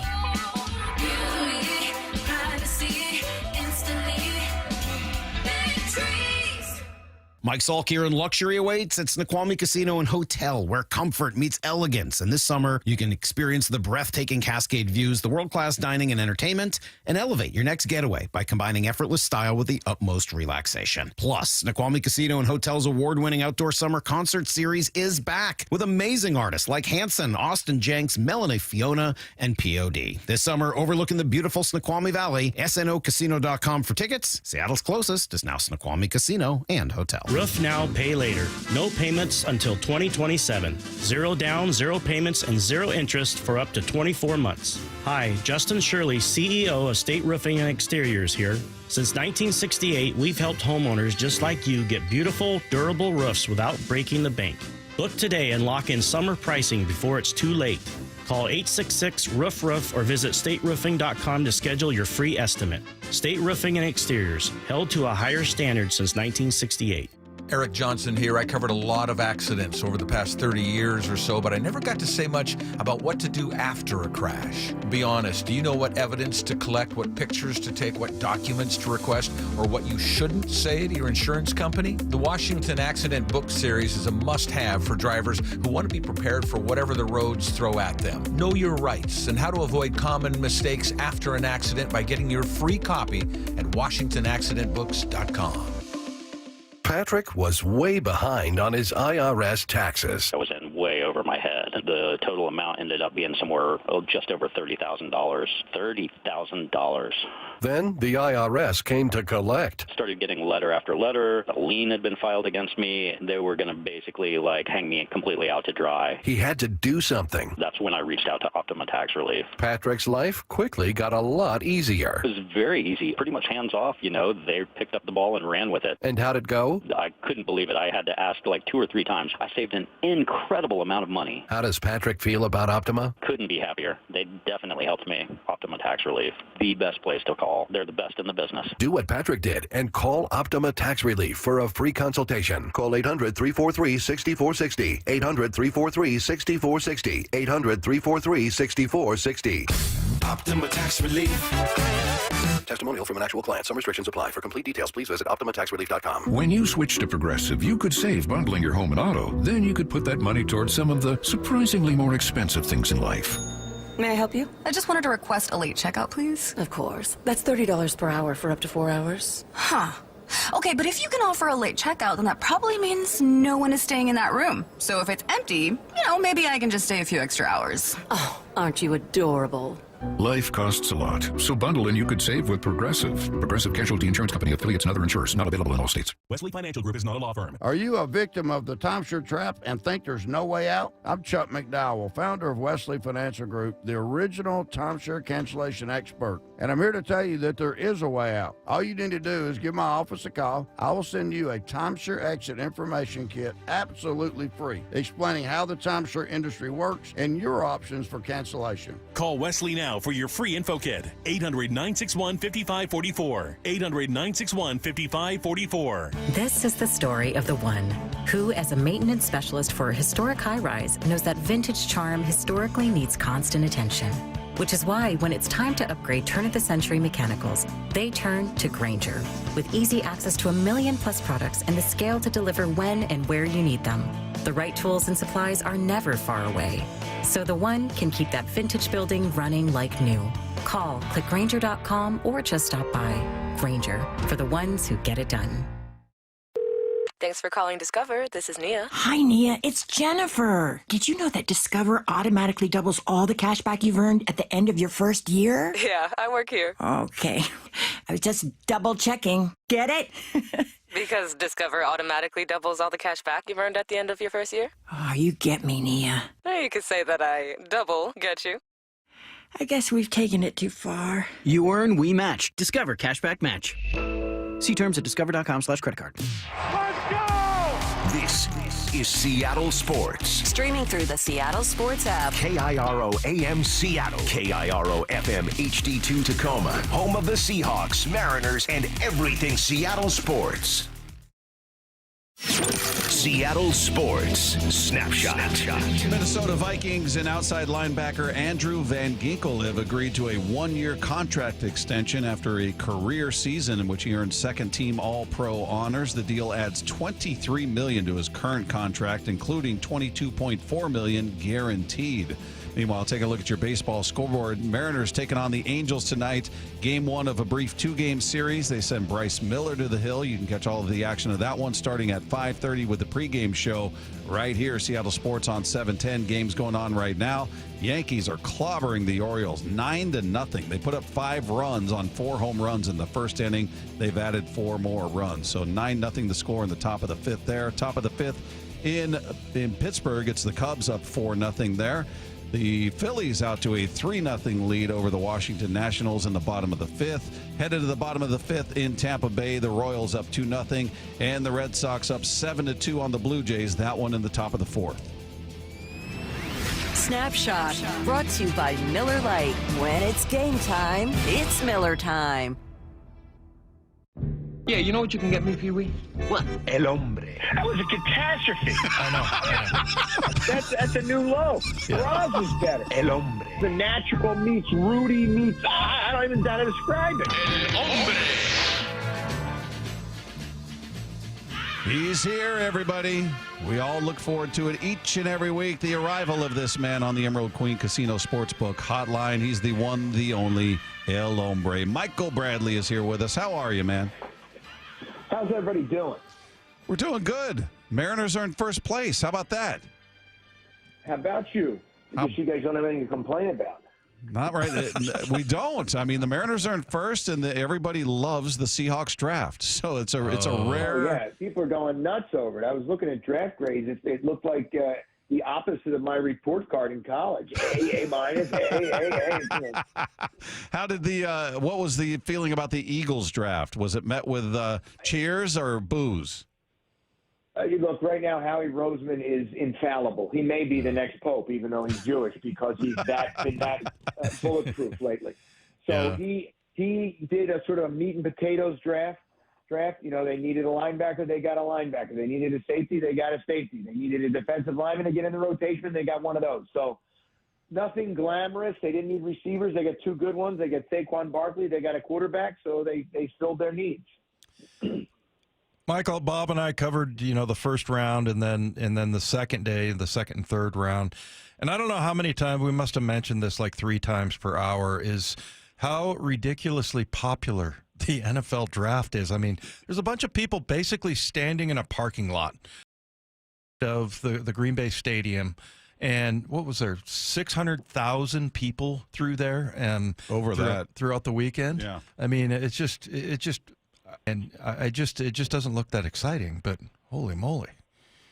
Don't forget there was beer.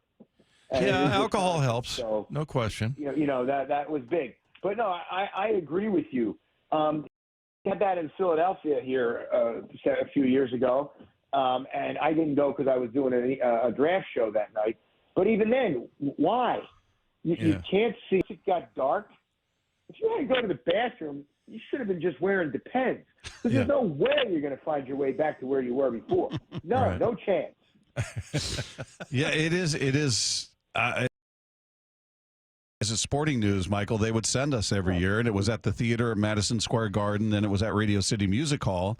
And I don't know what capacity is there. I don't know, 4,000 maybe, something like that. And I used to marvel at that there would be people standing in line and traveling to New York every year, and they'd be in full uniform, some of these psychos, in full helmet, eye black, wristbands, pads, the whole thing, waiting to come into the draft. And now you see it, it's just – because at least there's activity. Yeah. It's not somebody just reading a card. At least guys are doing something. If it's you're into the 40, you're into the agility drills, whatever it is, do you think that'll finally or start to take off in a way that the draft has?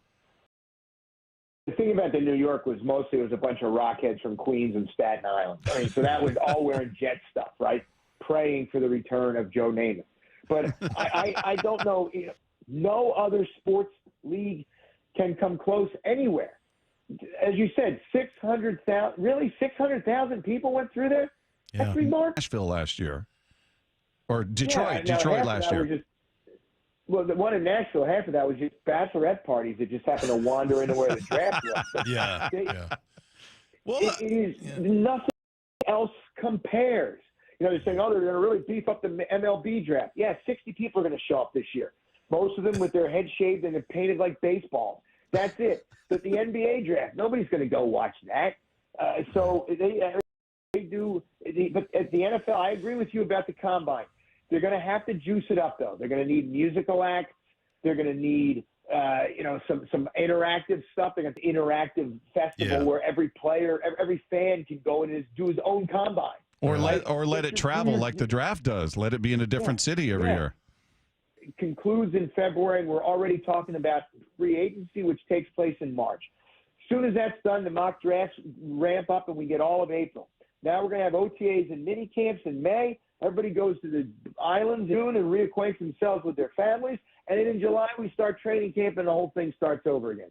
It's remarkable. And I don't know if they charge people in Green Bay, but everything. I'm surprised if you kneel down and pray in the end zone, they don't charge the church or something. Say, look, you're getting some free publicity now with these guys. The NFL is just because, well, not only is it just a bunch of names being called, but it's I guess it's somewhat of a historic, and I get Nashville. I mean, there's things to do there. Green Bay, just a sleepy little town. I mean, that ballpark's. But let me ask you a question here. Not only is it just a bunch of names being read, but once you get past the first round, it's a bunch of names that nobody knows. Exactly. Yeah. Were Seattle fans standing on their heads when Elijah Arroyo was in? The guy can play tight end. He's going to be a good receiver. He can play H-back, whatever. Yeah. But I can't imagine that everyone, that's it, Super Bowl and bust, baby. 3/4 to 7/8 of the names that are mentioned, nobody knows. Right. Hey, what was your the big story became Shedeur Sanders and Mel Kiper losing his mind on the broadcast. And he was trending. What was your, because Stephen A. and all these people say something stinks here, something's fishy. I'm like, what are you talking about, man? Some people implying race, implying this.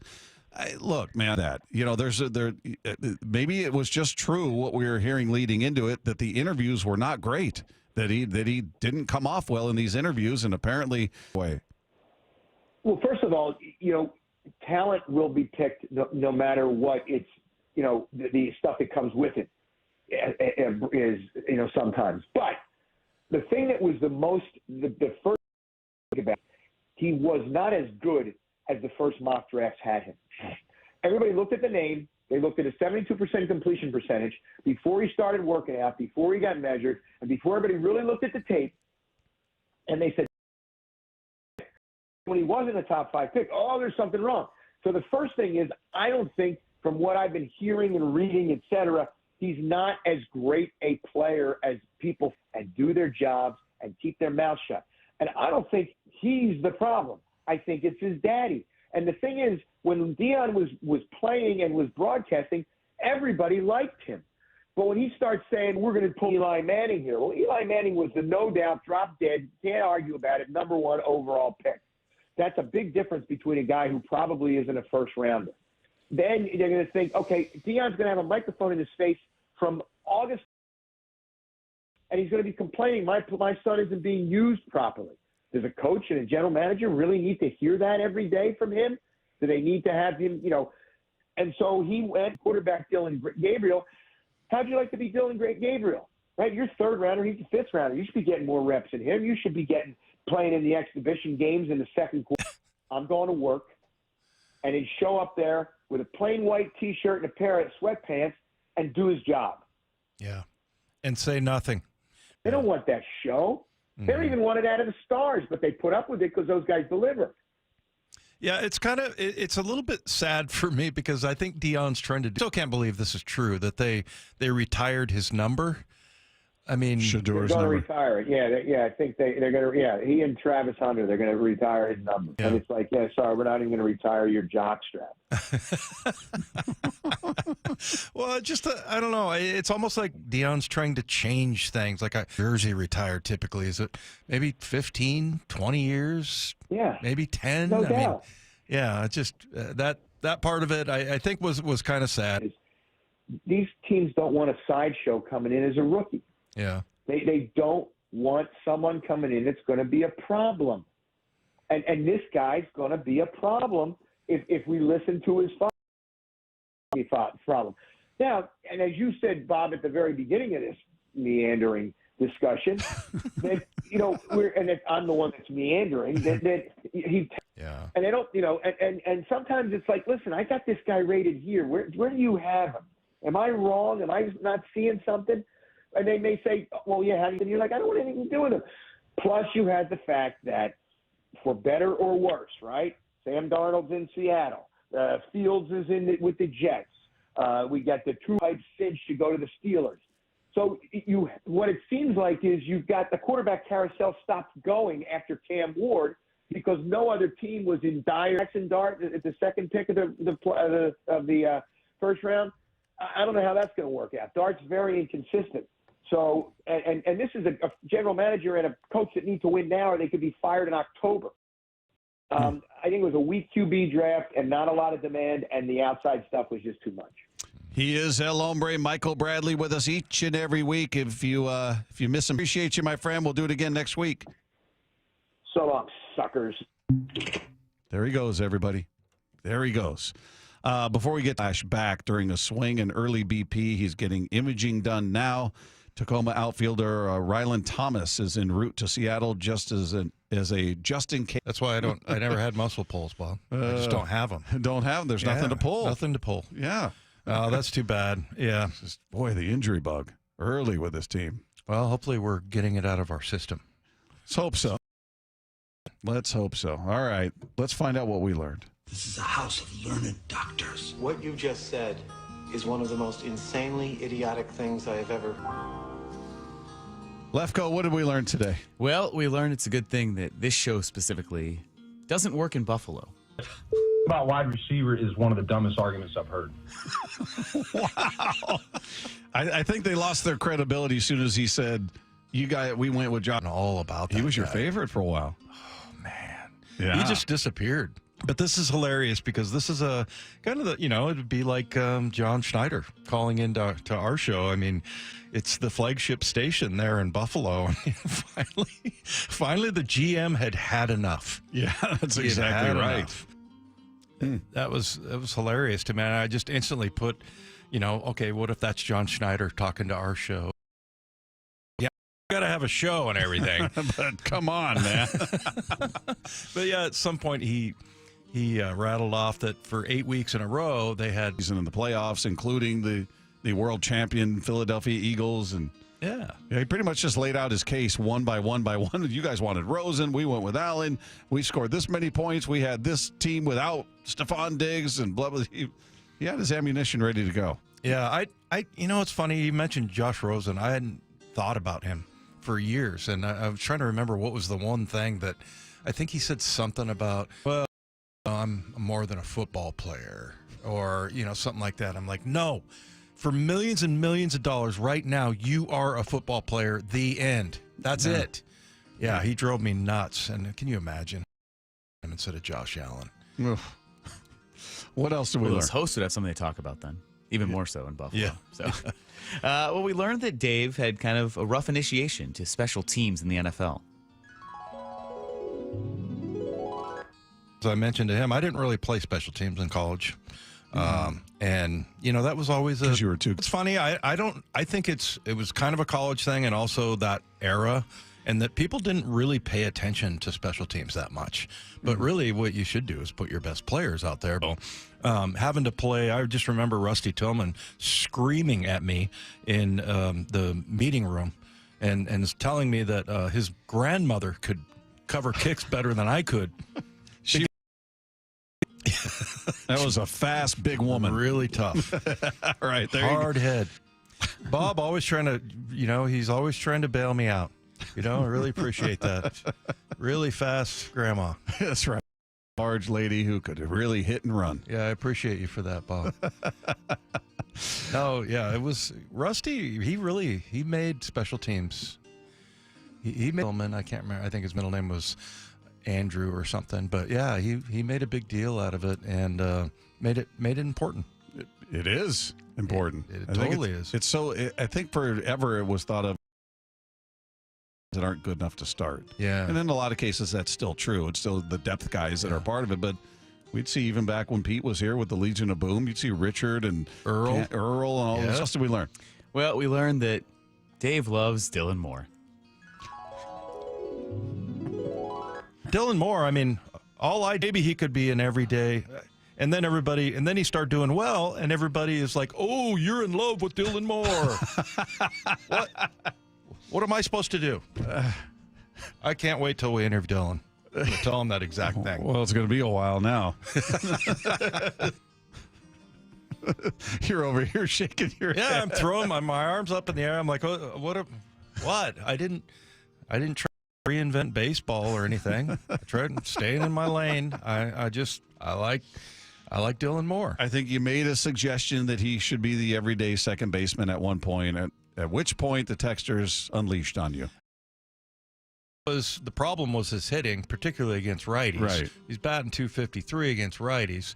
Now, I know that you would say, and so would Luke Arkins, he's batting .253. Well, if I'm right, it's like, oh, you're in love with him. Oh, come on, man. Really? All right, that does it for us. I want to thank our guests today, Robbie Ouzts, Dane Brugler, Charlie Furbush, and El Hombre. If you missed any part of today's show, you can find it on the podcast page at seattlesports.com. Click the podcast tab. Scroll down to our picture. Click on that. It's right there waiting for you. Because they're on a roll. Don't make that face at me, man. I only read what they write. Baseball's hottest team does it again. Win their 6th consecutive series. They are rolling.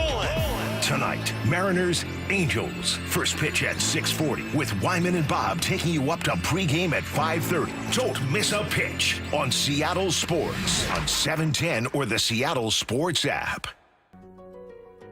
So I formed Davis Law Group about 30 years ago, and I would get, the same questions from people about what to do in the case of an accident. Do you need a lawyer? To the point where I decided that I would at least write a book which would answer the common questions that I would receive as a lawyer. Once I wrote my first book, it proved to be hugely popular. I decided to write then a series of books in different accident cases so that we could really teach people about their rights, how to protect them, and how to decide on whether they need a lawyer and what lawyer to hire. I've found in my career that having a client that is educated and knowledgeable about their particular type of case really helps the client and also usually ends up making the case or the claim more successful.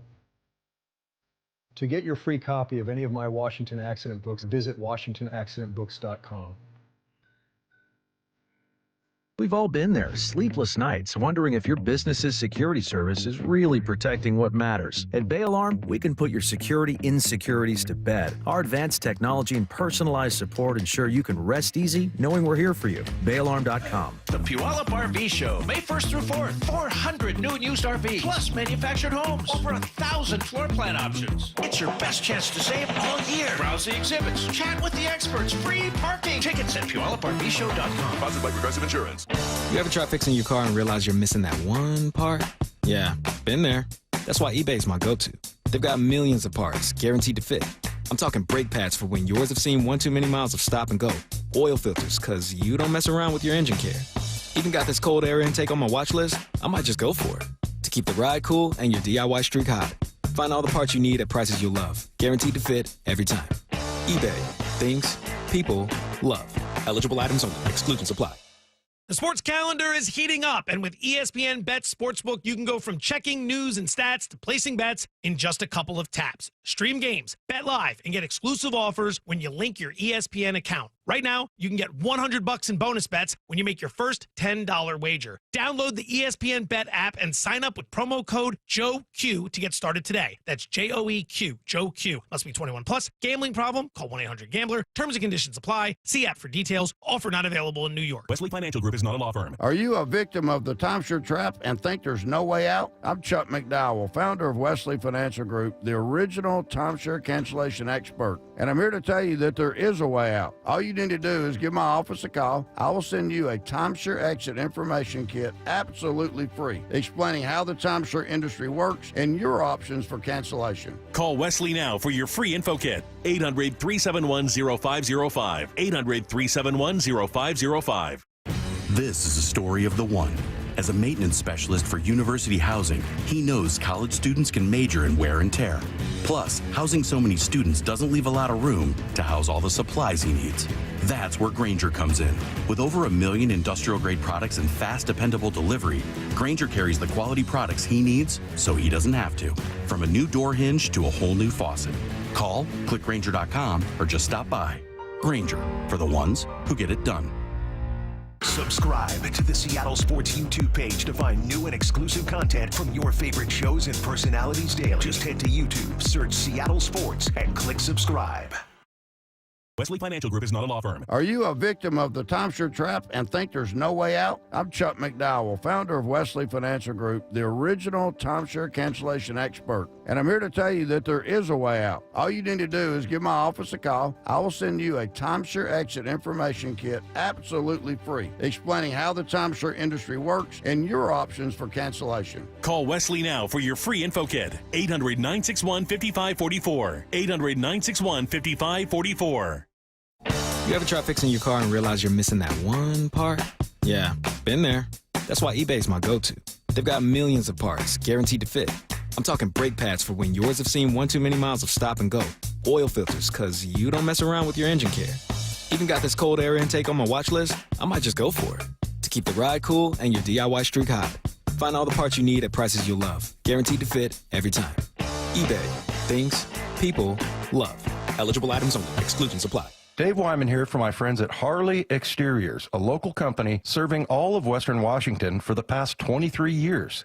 I'm really excited to work with Harley Exteriors because they're my kind of people. I had Ray, Chris, and Nick out to my house just to see what they could do for us. You see, we've been in the same house for 24 years, and virtually every window in our home has a broken seal. Harley Exteriors has an exclusive high-quality Euro vinyl Olympic Series window manufactured right here in Washington, and these windows are designed specifically for homes in the Pacific Northwest, helping to maximize energy, efficiency, and beauty. It's a window you can trust to last the life of your home. Very affordable with options like 0 payments and 0 interest up to 12 months for qualified buyers. Through April, buy one window and get the second for 40% off. Harley Exteriors are big fans of the station, and they're excited to work with our listeners, and I'm proud to be working with Ray, Chris, and Nick. It's a team you can get behind. Call 833-HARLEY or go to harleyexteriors.com. Let's go! This is Seattle Sports. Streaming